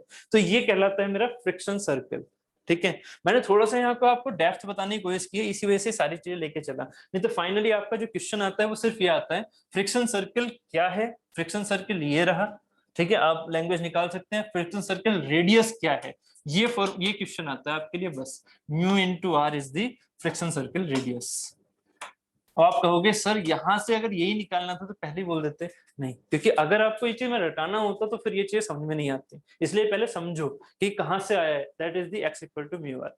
ठीक है, ये रेडियस हमारी सिर्फ शाफ्ट की रेडियस नहीं होती है, ये क्या होती है? उसके टाइम्स होता है म्यू। जितना ज्यादा म्यू, जितना फ्रिक्शन ज्यादा, उतना पावर लॉस, उतना हमारे लिए ये जो फ्रिक्शन सर्कल रेडियस ज्यादा, उतना हमारे लिए यूज लेस हो गया वो चीज। ठीक है, मतलब हमारे लिए वो यूजफुल नहीं है। जितना हमारे पास म्यू कम होगा उतना फायदा, ठीक है, पावर लॉस उतनी ही कम। बात ठीक है? तो ये होता है फ्रिक्शन सर्कल का कॉन्सेप्ट, किसमें? हाइड्रोडायनेमिक। ठीक है, बात यहां तक क्लियर है? चलो ठीक है, ये तो आपका बेसिक थिंग हो गया। अब यहाँ पर आगे ये चीज, वही चीज जो है वो वर्डिंग में लिखी हुई है क्या? When the shaft is stationary condition, first वाला फिगर याद है जब स्टेशनरी कंडीशन थी, I in the absence of the friction, friction है ही नहीं जब रोटेशन हो ही नहीं रहा। ठीक है, एक्चुअल में तो फ्रिक्शन होता है, जब फ्रिक्शन कब काम करता है? जब उस पर कोई एक्शन लगे। ठीक है, reaction offered by the bearing is in line with the line of action of the load, जो पहला वाला फिगर दिखाया था। ठीक है, अब ये सेकंड वाला फिगर जो कि मैं अभी समझा रहा था आपको, जिसमें मैंने फ्रिक्शन सर्कल रेडियस बनाई थी। When the shaft is in motion, I in the presence of the friction, the resultant force of the friction force and normal reaction gets deviated from the line of action. ये दोनों चीजें क्या हो गई थी? Gets deviated from the line of action of the load acting on the journal by a distance equal to friction circle radius. ये चीज याद है ना? कितना डेविएट हुआ वो? यहाँ पर देखो, ये कितना डेविएट हुआ था, ये कितना डेविएट हुआ इस W से? ये वाला जो रिएक्शन था, ये रिएक्शन जो था, ये कितना डेविएट हुआ? ये वाला R, ये कितना डेविएट हुआ W से? X, है ना? मतलब इनका जो पॉइंट ऑफ कांटेक्ट है, ये R क्या है? मेरा रिजल्टेंट ही तो है। ये R मेरा क्या है? रिजल्टेंट है ना। यहाँ पर FF और RN का फिगर यही तो बनता है। FF और RN जो लग रहे थे उनका रिजल्टेंट ही तो है R रिजल्टेंट, है ना? इस W के ये R रिजल्टेंट यही तो लगेगा, है ना? तो इसके रिजल्टेंट के हिसाब से W कितना डेविएट हुआ? X। इसी को बोलते हैं फ्रिक्शन सर्कल रेडियस। ठीक है, जितना वो डेविएट हुआ, फाइनल जो आउटकम है मेरा, ठीक है, फाइनल आउटकम। बात क्लियर है? और ये रोटेशन हमारा क्या कर रहा है? इसको इस तरह से लेके जा रहा है। ठीक है, जबकि हमने रोटेशन ऐसे अप्लाई किया, ये रोटेशन ऐसे लेके जा रहा है। ठीक है, जो यहाँ पर दिख रहा है आपको W और R रिजल्टेंट का। ठीक है, तो यहाँ तक कंप्लीट हो गया, इसकी वर्डिंग क्लियर हो गई। ये वाली चीज हो गई कि डेविएट कितना होता है वो फ्रिक्शन सर्कल रेडियस के बराबर, x के बराबर। ये लिखा हुआ है x equal to mu R. ठीक है, यहाँ तक बात थी फ्रिक्शन सर्कल रेडियस की, कंप्लीट हो गया। अब वो हाइड्रोडायनेमिक जो पिक्चर थे उनके काम अब खत्म हो गए। वो इंपॉर्टेंट जो चीजें थी वो क्लियर हो गई हैं। हाइड्रोडायनेमिक क्या होता है, वेजिंग एक्शन क्या होता है, x equal to mu R क्या होता है, चीजें क्लियर है। ठीक है, उनके आप जो जो छोटे छोटे फॉर्मूले निकल के आ रहे हैं उनको लिखते रहना। ठीक है, जिससे कि आपके जो ऑब्जेक्टिव क्वेश्चन है वो आराम से हो जाए, आपके एग्जाम के प्री के आराम से हो जाए। ठीक है, अब बात करते हैं टर्मिनोलॉजी। जो मैंने आपसे नितेश जी बोली थी कि आप अगर इसे साइड से देखोगे तो ऐसा कुछ दिखेगा। ठीक है, तो यहाँ पर ये वाली शाफ्ट दिख रही होगी, सॉरी ये शाफ्ट दिख रही है, ये बियरिंग दिख रही होगी, इन दोनों के बीच में गैप दिख रहा है ना? तो ये गैप मैंने कैसे कैसे सोच लिया? लुब्रिकेशन वाला। ठीक है, तो ये एक तरह से फिगर किसका हो गया? मेरा हाइड्रोस्टैटिक का, है ना? ये हाइड्रोस्टैटिक का फिगर हो गया जिसमें दोनों साइडों में क्या है? इक्विलिब्रियम है। तो चाहे हाइड्रोस्टैटिक हो चाहे हाइड्रोडायनेमिक हो, आप अब लेके चलोगे जर्नल, है ना? अब ये नहीं लेके चलोगे कि हाइड्रोस्टैटिक है हाइड्रोडायनेमिक, वो कहानी अब खत्म हो चुकी है। अब चलेगा जर्नल। तो जर्नल की स्पेसिफिकेशन क्या है? एक्चुअली जर्नल बोलते किसे, पहले ये समझो। मैंने बोला था ना मैं जर्नल भी समझाऊंगा क्या होता है, तो इस फिगर में समझ जाओगे क्या कि जर्नल मेरी शाफ्ट है क्या? शाफ्ट को ही जर्नल बोल देते हैं क्या? बताओ शाफ्ट जो है वो मेरी जर्नल होती है क्या? नहीं, शाफ्ट का वो पार्ट, मेरी बात को ध्यान से समझना, शाफ्ट का वो पार्ट जो कि लेंथ वाइज बियरिंग की विड्थ के बराबर हो। समझ रहे हो मेरी बात को? शाफ्ट का वो पार्ट जो कि लेंथ वाइज, है ना, शाफ्ट की लेंथ तो यही है ना, शाफ्ट की वो पार्ट जो कि लेंथ वाइज बियरिंग की ग्रीन वाला दिख रहा है, इस विड्थ के, ये विड्थ है ना बियरिंग की, बराबर हो, मतलब ये, this is called the journal. बस ये जो मैंने अब दिखाया ना, ये वाला पार्ट शाफ्ट का, ये सिर्फ और सिर्फ जर्नल कहलाता है, शाफ्ट जर्नल नहीं कहलाती, बियरिंग जर्नल नहीं कहलाती, ये सिर्फ और सिर्फ क्या कहलाता है? जर्नल। ठीक है, जर्नल समझ में आ गया? तो जर्नल की कैलकुलेशन की जाती है, क्योंकि सारे का सारा जो एरिया है वो जर्नल का लिया जाएगा। शाफ्ट का एरिया से हमें कोई मतलब नहीं है, हमें किसके मतलब से एरिया से मतलब होता है? जर्नल के। अभी मैं लेके चलूंगा आगे भी प्रोजेक्टेड एरिया, जो भी प्रेशर वाली बात कही थी ना, वो अब यहाँ पर लेके चलूंगा जर्नल में। पहले इनकी कुछ टर्मिनोलॉजी पढ़ लेते हैं जो कि आपके यहाँ डायरेक्टली पूछे जाते हैं, इनके रिलेशन पूछे जाते हैं, एसेंट्रिसिटी रेशियो से, एसेंट्रिसिटी से, एटीट्यूड से। ठीक है, वो चीजें हम आगे पढ़ेंगे। तो पहले रेडियल क्लियरेंस देखो। रेडियल क्लियरेंस का मतलब क्या हुआ? Radius wise clearance. बियरिंग की सरफेस ये रही, है ना, जर्नल की मतलब शाफ्ट की सरफेस में जर्नल बोलूंगा, शाफ्ट की सरफेस ये रही, इन दोनों के बीच में गैप कितना है? रेडियल, ये रहा। R1 तो हो गई यहां से यहां तक, ये कंसेंट्रिक है दोनों चीजें अब, है ना, यहां तक R1 हो गई, ये हमारी R हो गई शाफ्ट की रेडियस, मतलब जर्नल की। तो R1 minus R is the radial clearance. यहां तो साफ दिख रहा है, कोई डाउट होगा तो पूछ लेना। डायमीट्रल क्या होगी? इसकी 2 टाइम्स। डायमीट्रल को मैंने 2D में इसलिए दिखा रखा है, अगर इसका डायमीटर D है, इसका D1 है, तो ये C1, ये C1, C1 क्या है? मेरी रेडियल। ठीक है, तो C1 प्लस C1 क्या हो गई? हमारी डायमीट्रल, है ना, दोनों टाइम हो गई, 2 टाइम्स हो गई डायमीट्रल, सो D1 माइनस D, या 2 times of R1 minus R। हाँ नितेश जी, क्या डाउट? क्या चीज? डायमीट्रल क्लियरेंस। डायमीट्रल मतलब डायमीटर वाइज, है ना, और ये क्या थी? ये सिर्फ रेडियस वाइज थी, तो रेडियस वाइज ये थी, और ये चीज हमारी 2 टाइम्स ऑफ C1 हो गई, है ना, 2 टाइम्स ऑफ C1। इसको चाहे तो यहाँ लिख लो 2 टाइम्स ऑफ C1 या 2 times of R1 minus R। ठीक है, ये चीज हो गई। ठीक, ये 2 टर्मिनोलॉजी हैं जो कि आगे यूज होंगी एसेंट्रिसिटी रेशियो में। ठीक है, अभी फिलहाल यहाँ रखो इसे। उसके बाद वेयर D1, ये लैंग्वेज है, where D1 bearing inner diameter, bearing का इनर डायमीटर है, आउटर डायमीटर ये कुछ होगा। ठीक है, और उसके हमें मतलब नहीं है बियरिंग के आउटर डायमीटर से। D क्या है? जर्नल और शाफ्ट डायमीटर, ये रहा। ठीक है, L क्या है? लेंथ ऑफ द बियरिंग और लेंथ ऑफ द जर्नल। ये ध्यान देना, लेंथ ऑफ द बियरिंग और लेंथ ऑफ द जर्नल। जबकि D क्या है? जर्नल और शाफ्ट डायमीटर। मतलब अगर डायमीटर वाइज देखा जाएगा तो शाफ्ट का होगा, जबकि लेंथ किसकी देखी जाएगी? बियरिंग की। लेंथ शाफ्ट की मत देख लेना, लेंथ किसकी? बियरिंग की। मतलब विड्थ क्या है बियरिंग की? वो मेरी लेंथ है जर्नल की। समझ रहे हो? यहां पर ये जो L है इसको रिप्रेजेंट करूंगा तो ये L मेरा ये दिख रहा है, यहां से यहां तक, है ना, ये क्या है? Width of the bearing. तो दोनों चीजों में अलग चीजें है। तो जर्नल का डायमीटर, जर्नल क्या है? शाफ्ट का डायमीटर। ठीक है, यहाँ पर जर्नल की जो लेंथ है वो क्या है? बियरिंग की लेंथ। बियरिंग की लेंथ या बियरिंग की विड्थ, है ना, बियरिंग की विड्थ बोल सकते हो, ऐसे चौड़ाई हम देख रहे हैं उसकी। ठीक है, तो ये चीज हो गई। क्लियर है? ये सिर्फ रट तो नहीं रहे हो ना, विजुलाइज कर रहे हो? ठीक है, हाँ गुड। ठीक, ठीक है। तो diameter clearance ratio, diameter clearance ratio क्या होता है? CYD। ठीक है, रिकॉर्डिंग चल रही है, ध्यान रखो। ठीक, diameter clearance ratio DCR equal to CYD। CYD क्या है? डायमीटर क्लियरेंस, जो डायमीटर वाइज क्लियरेंस थी 2C1 डिवाइडेड बाई उसका डायमीटर। किसका डायमीटर? जर्नल का डायमीटर। और जर्नल का डायमीटर क्या होता है? शाफ्ट का या बियरिंग का इनर डायमीटर? शाफ्ट का डायमीटर। जर्नल का डायमीटर क्या है? शाफ्ट का डायमीटर, ना कि बियरिंग का इनर डायमीटर। D1 नहीं है, वो क्या है? D। तो CYD is the diameter clearance ratio. ठीक है, ऐसे ही अगर मैं बात करूं यहाँ पर रेडियल क्लियरेंस रेशियो, तो क्या हो जाएगा? C1/R। C1/R। ठीक है, तो ये चीज मैंने यहाँ लिखी है तो नहीं लिखी है ना, इसको साइड में कर लो। कहाँ लिखी हुई है? किस जगह लिखा हुआ है? हाँ वही ना, मैंने लिखा था, मुझे ध्यान आ। रेडियल क्लियरेंस रेशियो RCR क्या हो गया? C1/R। ठीक है, अब if clearance is too small, अब इन चीजों को भी देख लो। इफ क्लियरेंस, क्लियरेंस समझ रहे हो ना, दोनों के बीच का गैप। If clearance is too small, power loss and heat generated will be, देखो मत देखो मत देखो मत, ये लिखने का थोड़ा नुकसान हो जाता है। विल बी मोर, क्यों? पावर लॉस है यहाँ, पावर लॉस या हीट जनरेटेड। भाई जो पावर लॉस होगी वो किसके फॉर्म में होगी? हीट जनरेटेड, फ्रिक्शन की वजह से। क्योंकि अगर गैप कम तो फ्रिक्शन ज्यादा ना, जितना ज्यादा गैप कम होगा उतना ज्यादा यहाँ थिन लुब्रिकेशन है, थिन लुब्रिकेशन है तो फ्रिक्शन ज्यादा है, अगर थिक लुब्रिकेशन होगा तो अच्छा है, थिन लुब्रिकेशन है तो फ्रिक्शन ज्यादा है, इसका मतलब यहाँ रबिंग ज्यादा होगी, हीट जनरेटेड ज्यादा होगी, पावर लॉस ज्यादा होगी। ठीक है, शाफ्ट घूमना चाह रही है बट उसे रोक कौन रहा है, बियरिंग की वाली सरफेस, इस वजह से will be more power loss और heat generated. If clearance is too high, अगर ये बहुत ज्यादा मैं गैप कर दूं तब क्या होगा, शाफ्ट हमारी अनस्टेबल हो जाएगी, तब हमारी शाफ्ट क्या होगी, अनस्टेबल। ठीक है, शाफ्ट विल बी अनस्टेबल अगर बहुत ज्यादा गैप हो गया, गैप बहुत ज्यादा भी नहीं होना चाहिए। ठीक है भाई, अगर गैप बहुत ज्यादा हो गया तो जो आपके माइंड में चलता है कि यार ये लुब्रिकेशन ऐसे जा रहा है, तो वो अनस्टेबल हो जाएंगी चीजें, बहुत ज्यादा गैप भी नहीं होनी चाहिए, और क्योंकि हाइड्रोस्टैटिक में ही सिर्फ वो कंपनसेट कर सकते हो, हाइड्रोडायनामिक में नहीं कर सकते हो, तो गैप बहुत ज्यादा भी नहीं होना चाहिए। ठीक है, next, hence clearance should not be too small और टू लार्ज, सो इसका जो रेडियस का रेशियो होता है, sorry clearance radial diameter clearance ratio होता है, वो होता है 0.001 से लेके 0.002, ये कंप्लीट। ठीक है, ये थोड़ा ये याद रखिएगा रेंज। ठीक है, कभी कभी आपसे रेंज पूछ ली जाती है, आईसी इंजन में ये तक पूछा हुआ है कि आपके पास जो डिले टाइम होता है वो कितना होता है। ठीक है, ये क्वेश्चन भी आया हुआ है आपके यहाँ पर कि डिले टाइम कितना होता है, 0.002 सेकंड।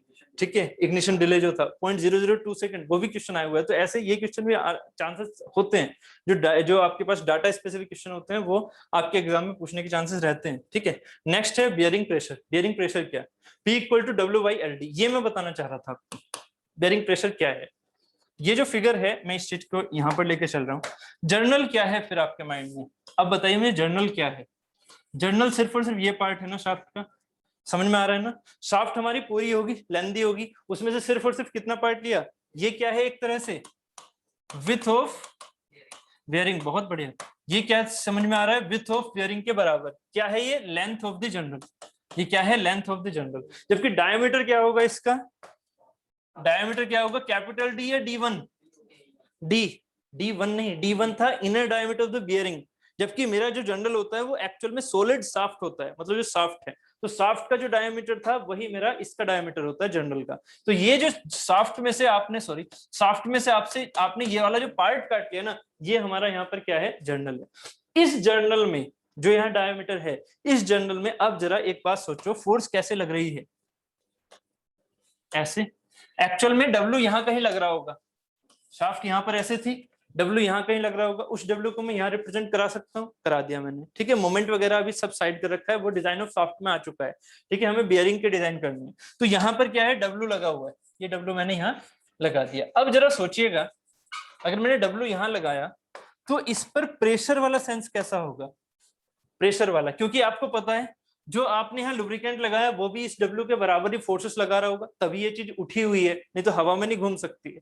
ठीक है, मेटल टू मेटल कॉन्टेक्ट होता नहीं तो फिर, तो यानी कि इसका मतलब अगर ये कंसेंट्रिक हो रही है तो प्रेशर भी काम कर रहा होगा लुब्रिकेंट वाला, वो प्रेशर इस डब्ल्यू के बराबर होगा। बट यूनिट में गड़बड़ हो गई, पी क्या होता है, न्यूटन पर mm स्क्वायर, जबकि डब्ल्यू क्या होता है, न्यूटन, तो ये चीज ऐसे तो हो नहीं सकती, पी बराबर डब्ल्यू, गलत हो जाएगा, है कि नहीं। तो यहाँ पर क्या हो रहा है, सेंस को समझिएगा, जितना डब्ल्यू पर यूनिट एरिया लगता है वही मेरा प्रेशर होता है ना, फोर्स जो पर यूनिट एरिया लगे वो प्रेशर है। तो यहाँ जो एरिया है, यहाँ एरिया कौन सा है, यहाँ एरिया ये वाला है, यहाँ एरिया ये वाला है, ऐसे।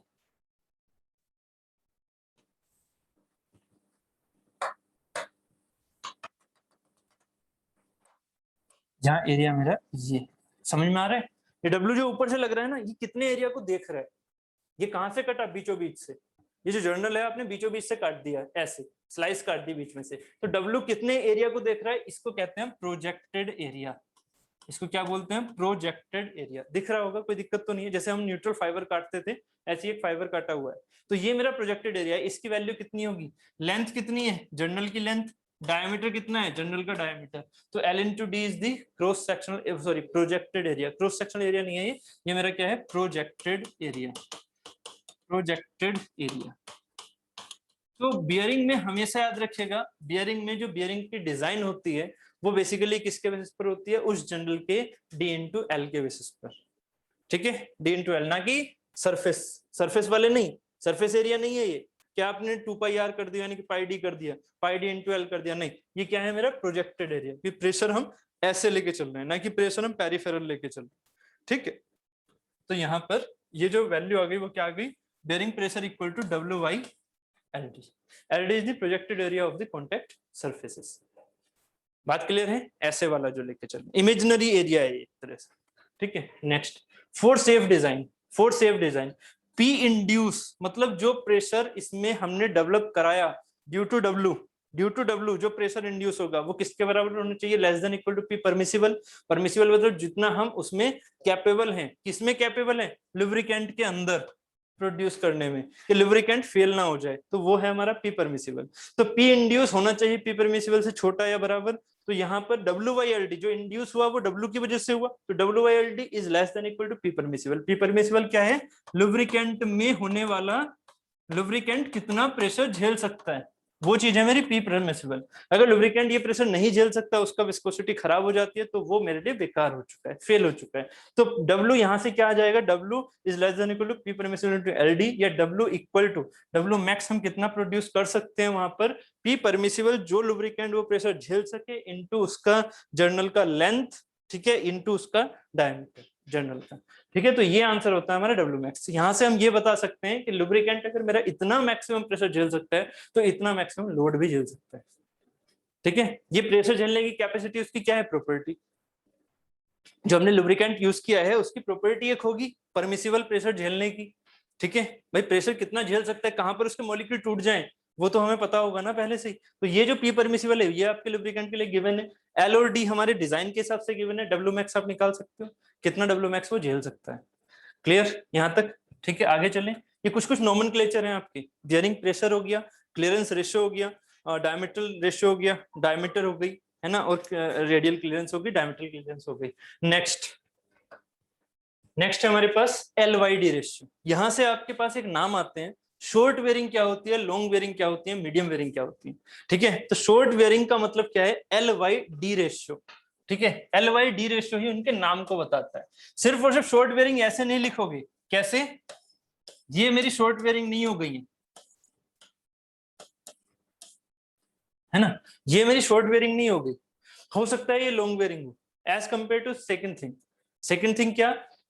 आपके पास LYD रेशियो मेंटेन करना बहुत जरूरी होता है, ना कि सिर्फ और सिर्फ लेंथ को चेंज करना, ठीक है। अगर आपने डायमीटर सेम रख रखे हैं तो लेंथ को चेंज करोगे चीजें चेंज हो जाएंगी। बट आपने अगर डायमीटर भी चेंज कर दिया, जैसे कि याद होगा आपको short column and long column, है ना, कि आपके पास ये शॉर्ट कॉलम होना, ये लॉन्ग कॉलम होना जरूरी नहीं है कि आप इतने बड़े हो, ठीक है, और ये आपके लिए लॉन्ग कॉलम है, नहीं, ये हो सकता है शॉर्ट कॉलम हो। इसके लिए क्या होता है? स्लेंडरनेस रेशियो, LEY के स्लेंडरनेस रेशियो, कि स्लेंडरनेस रेशियो अगर इसका एक ऑप्टिमल लिमिट से कम है तो ये शॉर्ट कॉलम है, भले से हमारे से ही कितना भी बड़ा क्यों ना हो, ठीक है। ऐसे ही आपके लिए हमारे से कितनी भी बड़ी एक लेंदी क्यों ना हो, बट उसका डायमीटर अगर बहुत ज्यादा बड़ा है तो वो हमारे लिए क्या है? Short bearing. अगर भले से वो हमसे लेंथ में कितनी बड़ी क्यों ना हो बेयरिंग। आपके पास ये जरूरी नहीं है कि लेंथ अगर इतनी बड़ी है तो बेयरिंग लेंथी हो गई, नहीं, अगर उसका डायमीटर बहुत बड़ा है और लेंथ इतनी है तो हमारे लिए वो शॉर्ट बियरिंग है, ना कि लॉन्ग बियरिंग, ठीक है। वो रेफरेंस होता है L और D दोनों का, सिर्फ और सिर्फ लेंथ का नहीं, ठीक। तो इसको हम, इसको तो यहाँ पर नहीं हटा सकते हैं, ठीक है, तो इसको हम ऐसे करते हैं,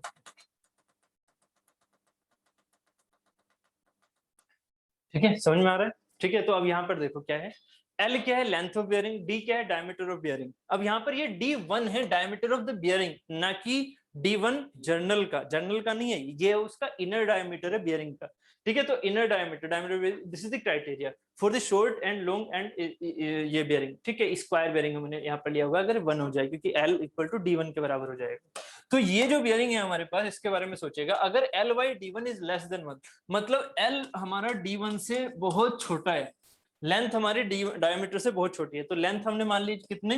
5 सेंटीमीटर मान लो, ठीक है। और डायमीटर हमारा क्या हो गया? इनर डायमीटर ये हो गया, ठीक है, मान लीजिए 10 सेंटीमीटर। तो 5 और 10 रेशियो क्या आ गया?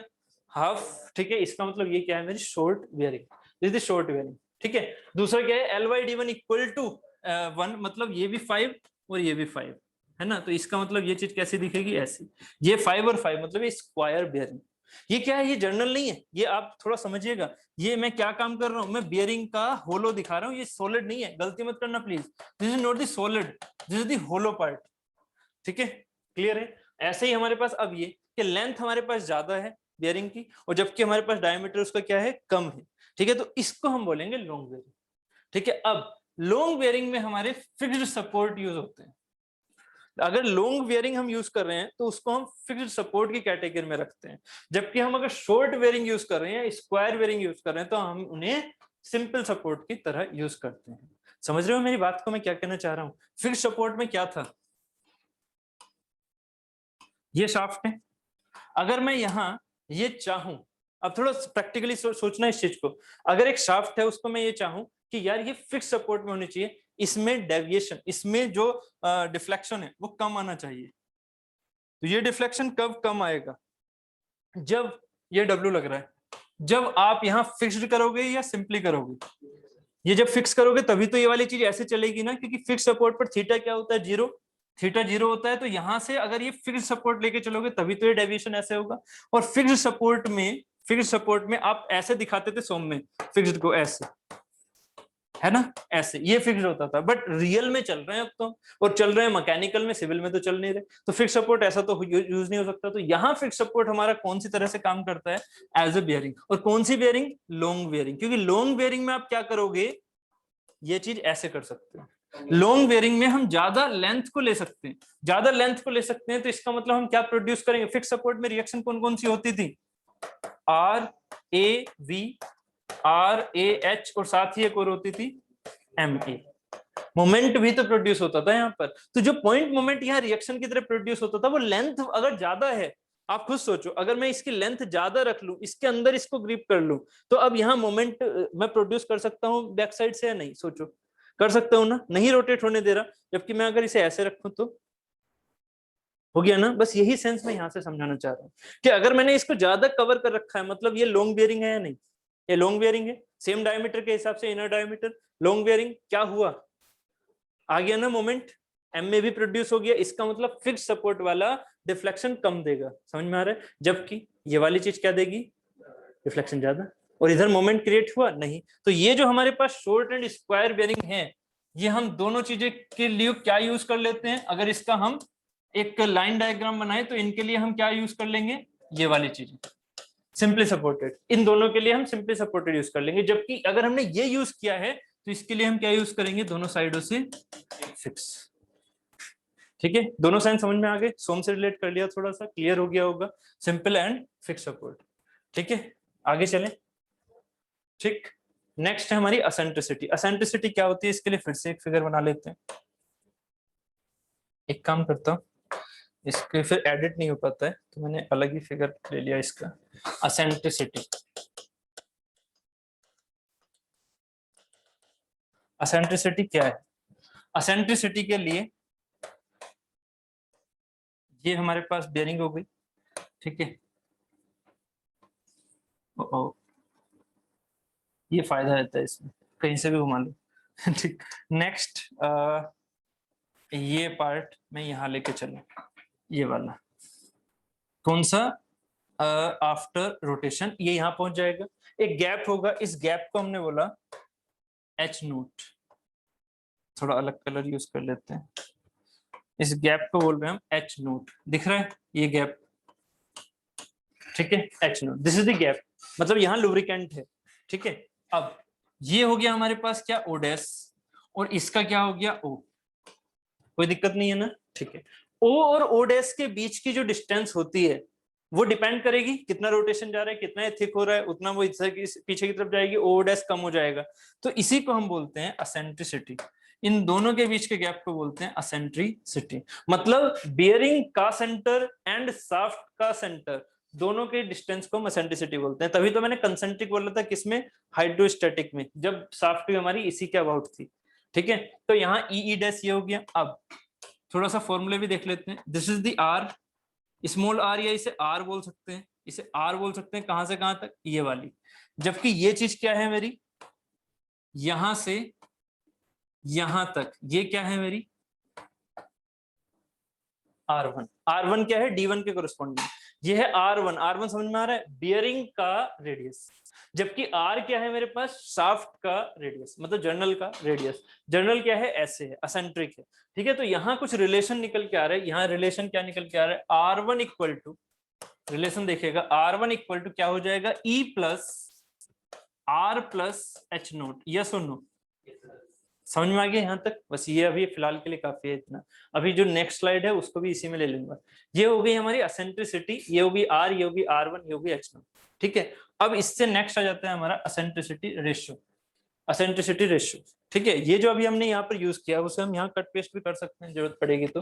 एसेंट्रिसिटी रेशियो में क्या है, इसको हम एप्सिलॉन से बोलते हैं, एसेंट्रिसिटी ई है, तो epsilon equal to eccentricity upon radial clearance.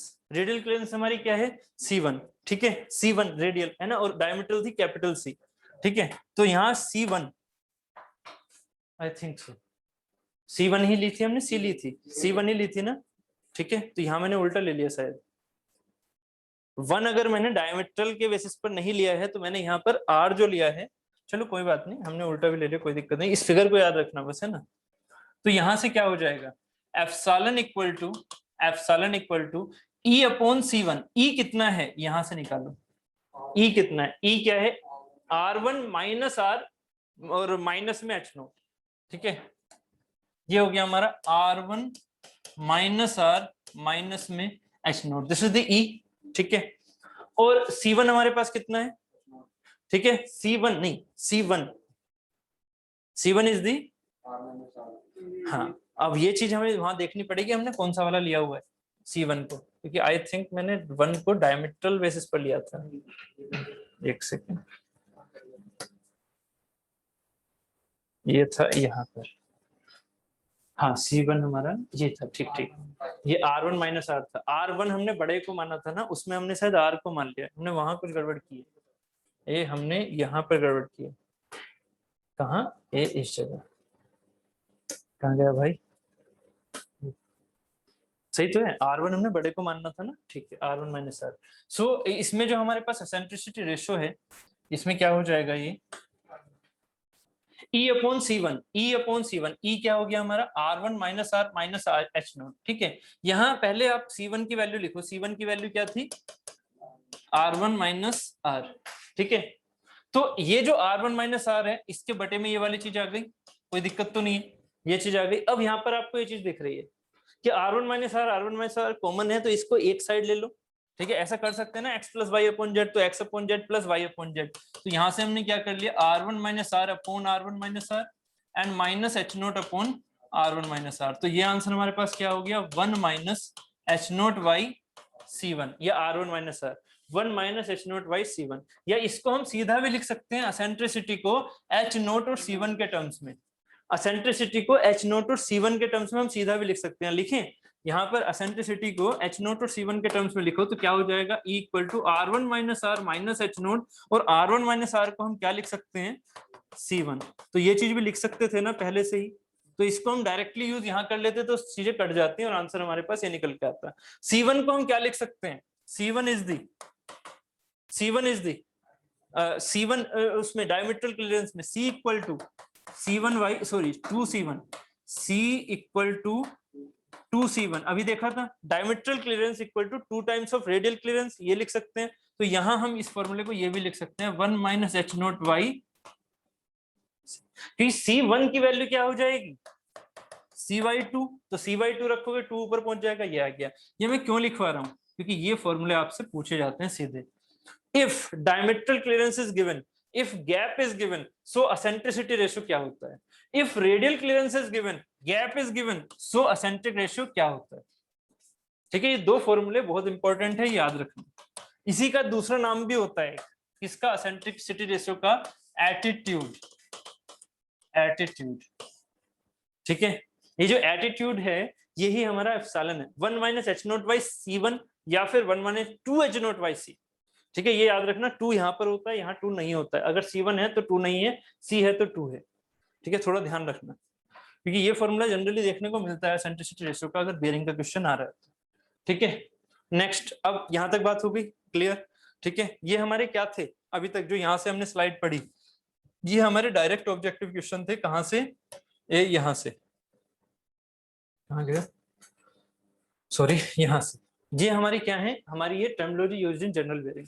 General bearing से जो भी टर्मिनोलॉजी यूज की जा सकती है वो सारी की सारी इन स्लाइड्स में है, एक, देन सेकंड, देन थर्ड, ठीक है। ये तो समझाया था, यहाँ पर ये third LYD ratio, and then यहाँ पर एसेंट्रिसिटी एंड एसेंट्रिसिटी रेशियो, ये कंप्लीट, ठीक है। ये चीजें यहाँ शॉर्ट नोट्स में बनाते हुए अपने नोट्स में इन चीजों को लिख लेंगे। नेक्स्ट हमारा है सम रिलेशंस। सम रिलेशंस में हमारे दो इंपॉर्टेंट रिलेशन आते हैं, एक मैकीज ब्रदर रिलेशन और एक आता है सोमरफेल्ड इक्वेशन, सोमरफेल्ड रिलेशन। इन दो रिलेशन को समझते हैं, ठीक है। बहुत डेप्थ में नहीं लेके जाऊंगा, एक एक क्वेश्चन करा दूंगा। इसका क्वेश्चन जरूरी नहीं है, इसमें बस सेंस है कि म्यू प्रोपोर्शनल होता है जेड एन वाई पी के, तो म्यू और जेड एन वाई पी का जो रिलेशन बन के आता है उसको हमें ग्राफ से समझेंगे बस, ठीक है। बाकी सोमरफील्ड से एक क्वेश्चन करा दूंगा, उसका प्रैक्टिकल एप्लीकेशन क्या होता है, इतना पार्ट हमें रखना है बस अपने सिलेबस के अकॉर्डिंग। चलो, तो मैकीज ब्रदर का जो रिलेशन होता है वो ये आता है, क्या म्यू क्या है, समझ चुके हो या नहीं? म्यू है क्या? कोएफिशिएंट ऑफ फ्रिक्शन कहां पर, ये है क्या? ये अभी कौन सी चीज पढ़ रहे हैं हम? रोलिंग कॉन्टैक्ट बेयरिंग पढ़ रहे हैं? नहीं, स्लाइडिंग कॉन्टैक्ट बेयरिंग। कौन सी वाली? हाइड्रोस्टैटिक हाइड्रोडायनेमिक वाली। इसका मतलब यहाँ पर जो म्यू है वो कहाँ काम कर रहा है, कहाँ?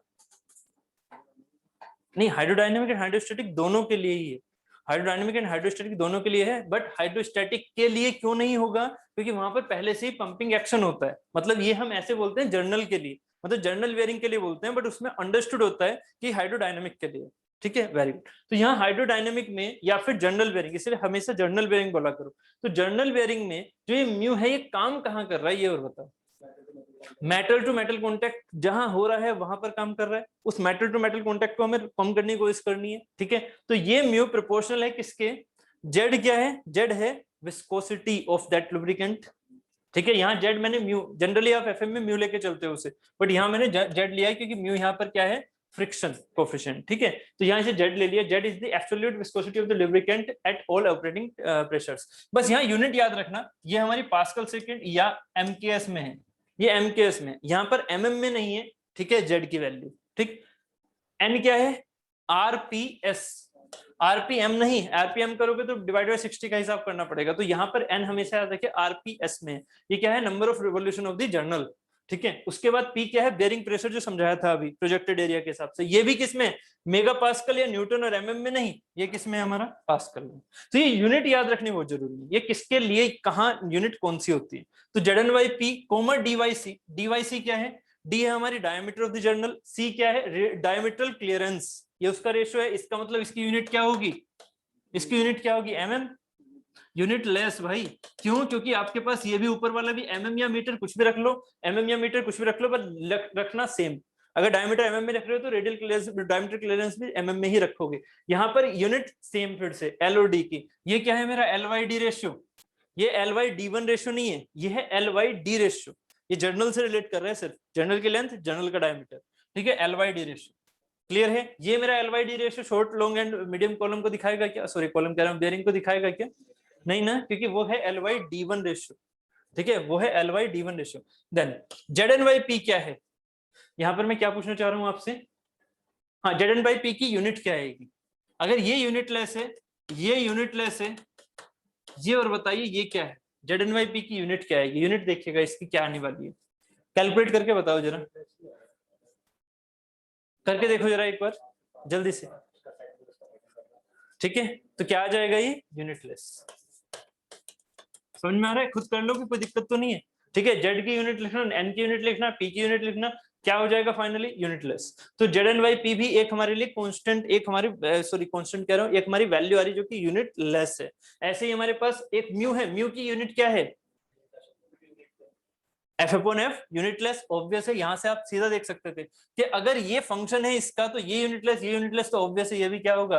यूनिटलेस, क्योंकि फाइनल क्या है? यूनिटलेस, ठीक है। बात समझ में आ रही है? म्यू विस्कोसिटी नहीं है, म्यू फ्रिक्शन कोफिशिएंट है, ठीक है। चलो, तो यहां से मैकीज ने क्या कहा? मैकीज ने एक रिलेशन निकाला जो कि है ये हमारा मैकीज रिलेशन है। क्या? 33। ये फॉर्मूला याद रखना, डायरेक्टली क्वेश्चन पूछ लिया जा सकता है किसी भी एग्जाम में। मैं सिर्फ उसी की बात नहीं कर रहा एसएससी की, ये किसी भी एग्जाम में पूछ लिया जा सकता है। 33/10⁸ Z N dash upon P dash into D by C plus K. मैंने यहाँ एन डैश और पी डैश क्यों लिखा? क्योंकि एन डैश की यूनिट जो है, ध्यान देना, एन डैश की यूनिट है आरपीएम।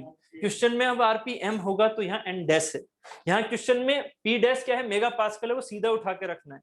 यहाँ अब उसे आरपीएस में कन्वर्ट नहीं करना, उसको पास्कल में कन्वर्ट नहीं करना। यहाँ एनडेस को आरपीएम में उठा के रखना, यहाँ मेगा पास्कल को यहाँ उठा के रखना है। क्योंकि ये जो मेगा पास्कल और आरपीएम थे ना, उनको चेंज करते करते यहाँ पर 10⁸ आ चुका है, तो हमें उनको डायरेक्टली यूज करना है इस फॉर्मूले में 33/10⁸ के साथ। ठीक है, प्लस के डी वाई सी तो कुछ भी रख सकते हो, डी अगर एमएम में रखोगे तो सी एमएम में रखना, ठीक है, प्लस के क्या है, K is depend on the L by D ratio, क्योंकि यही वाली चीज तो बची है इस फॉर्मूले में, तो के किस पर डिपेंड कर गया, L by D ratio. L by D ratio अगर 0.75 से लेकर 2.8 है तो के की वैल्यू होती है 0.002, एल वाई डी रेशियो अगर 2.8 से ज्यादा है तो के की वैल्यू 0.003। ये वैल्यू एग्जाम से पहले थोड़ा बहुत देख के चले जाना, ठीक है, वैल्यू पूछी जा सकती है, ठीक है। नेक्स्ट यहाँ पर ये हो गया हमारा मैकीज ब्रदर रिलेशन। किसमें मैकीज ब्रदर रिलेशन आता है, माइंड में आ रहा है कुछ? मैकीज ब्रदर रिलेशन किससे रिलेट करता है, किससे रिलेट करता है, जेड एन वाई पी, ठीक है, और डी वाई सी रेशियो और एल वाई डी रेशियो, तीन चीजों से, ठीक है। ऑप्शन में आ सकता है, बन सकता है ऐसा क्वेश्चन, ठीक। नेक्स्ट हमारा नेक्स्ट रिलेशन है सोमरफेल्ड नंबर, ये सोमरफेल्ड रिलेशन, ठीक है। सोमरफेल्ड रिलेशन क्या होता है, S equal to Z N by P, वही पुराना वाला, ज्यादा मतलब दिक्कत की बात नहीं है, Z N by P into D by C उसमें था, दिस इज ए फंक्शन, और आपने देखा होगा यहाँ पर ये डी वाई सी था, बस यहाँ पर याद रखना इसमें डी वाई सी की सिंपल मल्टीप्लिकेशन है, इसमें सीधा यहाँ स्क्वायर करके कुछ नहीं है, ठीक है। तो सोमरफेल्ड नंबर ये हो गया Z N by P into D by C का होल स्क्वायर। क्वेश्चन एक न्यूमेरिकल बन सकता है इससे, क्योंकि इसमें ज्यादा कैलकुलेशन की दिक्कत नहीं होती इतनी, ठीक है, चीजें बहुत इजीली कट जाती, ठीक है।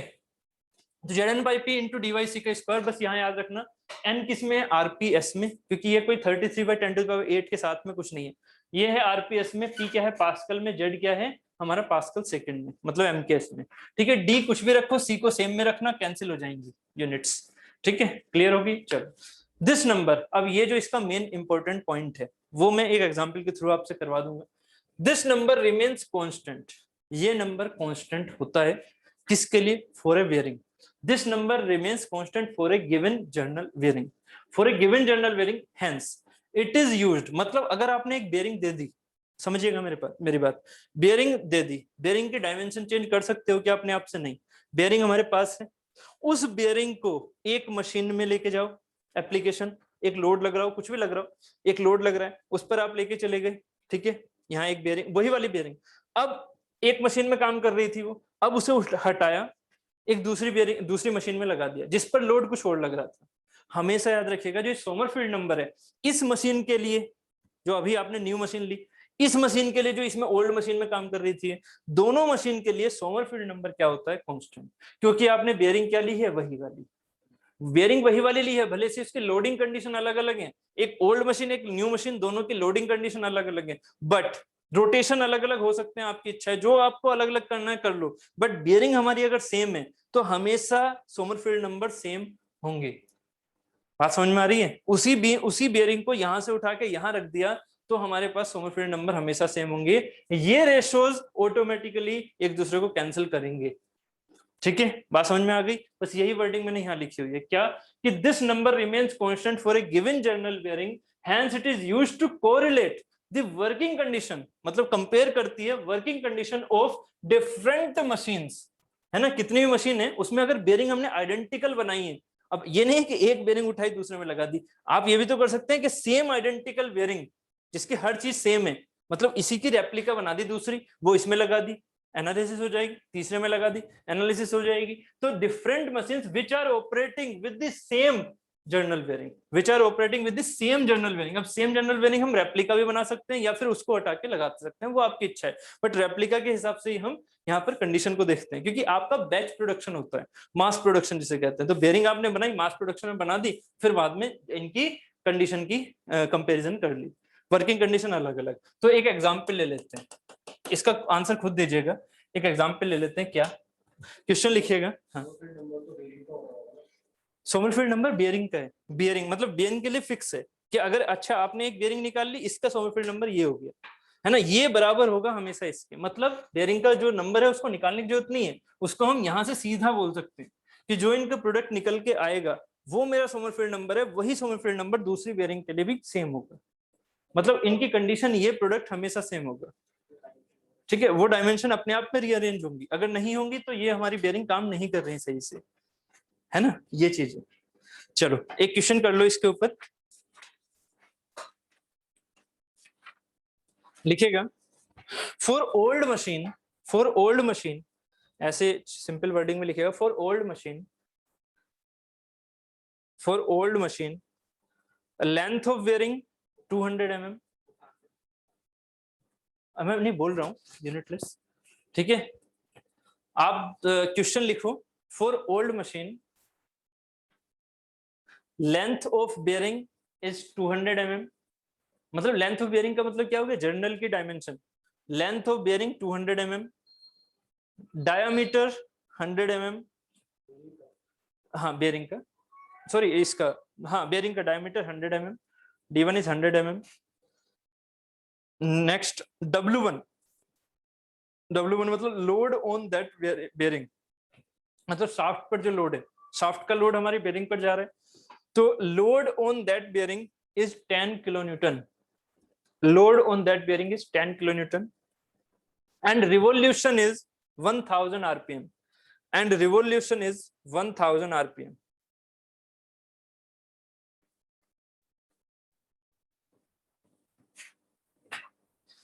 full stop। now a new machine is assembled with the conditions, now a new machine is assembled with the condition, now a new machine is assembled with the condition having bearing length, having bearing length 200 mm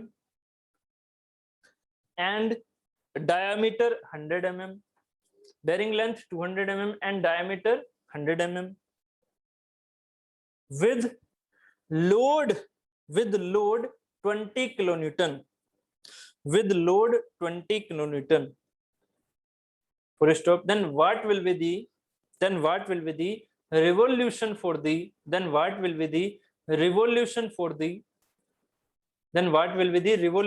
the new machine, तो condition जरा समझिएगा, जो मैंने question लिखवाया है उसमें condition समझिएगा कि एक बेयरिंग, वो सॉरी एक शाफ्ट कंडीशन ये है, मतलब ये हमारी ओल्ड मशीन मान लो, ये मेरी ओल्ड मशीन है जिस पर आपने बेयरिंग लगाई हुई है ऐसे कुछ, ये हो गई एक बेयरिंग, ये हो गई एक बेयरिंग, इसमें से एक बेयरिंग की एनालिसिस कर रहा हूं मान लो, ठीक है। इसकी जो हमारे पास लेंथ दे रखी है वो दे रखी है 2 मीटर है, कितनी है 200 mm, ठीक, 2 मीटर तो बहुत ज्यादा हो गई, और उसके बाद जो डायमीटर है वो दे रखा है 100 mm, ठीक है। तो ये जो बेयरिंग है बिल्कुल आइडेंटिकल बेयरिंग हमने एक न्यू मशीन में भी यूज की, बिल्कुल आइडेंटिकल बेयरिंग हमने न्यू मशीन में यूज की ऐसे कुछ, ठीक है। यहां का भी क्या है, आपको आइडेंटिकल कैसे पता लगा, जब एल भी 200 mm है और डी भी 200 mm है, आइडेंटिकल बेयरिंग यूज कर ली, ठीक है। अब क्या हुआ कि आपने इस पर लगा हुआ था W1 लोड, इस पर लगा दिया W2 लोड, तो यहाँ के जो रिवोल्यूशन थे वो थे N1, जबकि यहाँ के रिवोल्यूशन है N2, तो आपसे पूछा है N2 बताइए, क्योंकि जब बेयरिंग सेम है हमारी, है ना, तो बेयरिंग सेम है तो सोमरफील्ड नंबर पर तुरंत अपना माइंड लेके जाया करो कि हमारा सोमरफील्ड नंबर सेम होगा, so S1 should be equal to S2। यहां से कंडीशन क्या निकल के आ गई, S1 should be equal to S2, तो फॉर्मूला यहाँ है ही आपके सामने, आंसर निकाल, जो जो चीजें कटेंगी उसके हिसाब से आंसर आ जाएगा सीधा।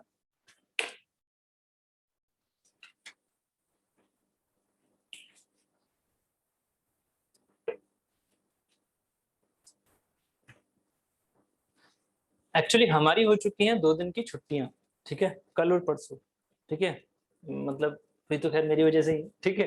तो अब क्या है कि आप अगर हो सके तो कल कोशिश ये करके आना कि कल हम 3 घंटे की क्लास रखें कम से कम, खा पी के आइएगा, ठीक है। हाँ हाँ 2000 आरपीएम, वेरी गुड, 2000 आरपीएम, ठीक है। लेट में नहीं रखने के, हम 10:30 ही रखेंगे, 10:30 से करीबन 1:30 बजे तक, ठीक है, 10:30 से 1:30 बजे तक, ठीक। कोशिश करेंगे बियरिंग कल खत्म कर दें सैटरडे में, ठीक है। क्वेश्चन रह जाएंगे तो क्वेश्चन में फॉरवर्ड कर दूंगा आपको, वो आप खुद से करना, फिर यहाँ पर सोमवार को आके उनको डिस्कस कर लेंगे, ठीक है। स्लाइडिंग हो चुका है, रोलिंग ज्यादा लेंदी नहीं है, मतलब रोलिंग में ऐसी चीजें नहीं है कुछ, मतलब डेरिवेशन वगैरह कुछ नहीं है रोलिंग में, रोलिंग में चीजें सिर्फ सामने दिखेंगी आपको, हाँ थोड़े फॉर्मूले हैं उनसे रिलेटेड क्वेश्चन करने हैं बस। और उसके बाद आ जाता है एक्सेल थ्रस्ट, वो होता है uniform wear theory and uniform pressure theory, उसका टाइम लगेगा, तो मैं 3 घंटे अगर आप दे दोगे तो आराम से हो जाएगा, ठीक। ठीक है, आगे आंसर 2000, इसमें कोई दिक्कत नहीं है ना, सीधा S1 H2 की वैल्यू रख दो, Z1 N1 upon P1 into D1 upon C1 का whole square equal to Z2 N2 upon P2 into D2Y C2 का होल स्क्वायर। क्योंकि दोनों चीजें ये सेम है, आइडेंटिकल बेयरिंग है, तो ये चीज तो कैंसिल हो गई। Z1 Z2 क्या है, कैंसिल हो गए। ठीक है, लोड यहाँ पर WY, तो इसे हम W कह सकते हैं, LD तो हमारे पास सेम होगा। ठीक है, तो W1 के हिसाब से हो रहा है ये, तो N1 अपॉन W1 ऐसे लिख दूं, N2 अपॉन W2, है ना। बस जैसे जैसे W बढ़ेगा उसी हिसाब से N2 हमारा बढ़ेगा। ठीक है, तो यहाँ अगर 20 हो रहा है तो 2000 हो जाएगा, रेशो मेंटेन करना है ना, तो यहाँ पर N2 हमारा हो जाएगा 2000। वो 10 से 20 जा रहा है तो ये 1000 से 2000 चला जाएगा। ठीक है, चलो अब इसके बाद हम significance of ZN and mu देख लेते हैं। स्लाइडिंग कॉन्टेक्ट का ये हमारा लास्ट पार्ट है, उसके बाद स्लाइडिंग कॉन्टेक्ट बेयरिंग की एक हमारे पास डेजिग्नेशन और होती हैं वो और देख लेंगे, सीरीज होती हैं वो। ठीक है, बस ये दो चीजें और। ठीक है, थोड़ा टाइम और दे दो, ठीक है थोड़ा सा टाइम और दे दो बस। तो या फिर बताओ अगर नहीं है वो कैपेसिटी तो कल ही कर लेंगे, कोई दिक्कत नहीं है, कल ही करें। ठीक है, कैपेसिटी है तो कर लेते हैं। ठीक है चलिए जल्दी से बताइए। ठीक है, हाँ भाई अमिताभ जी, प्रांजल जी आप भी बता दो, कैपेसिटी है तो इससे और डेजिग्नेशन को आज ही करें, नहीं तो कल ही कर लेंगे, कोई इश्यू नहीं है, क्योंकि कल आपसे मैंने 3 घंटे मांग लिए हैं। ठीक है, तो कल उसी में ऐड हो जाएगा, चलो फिर ठीक है।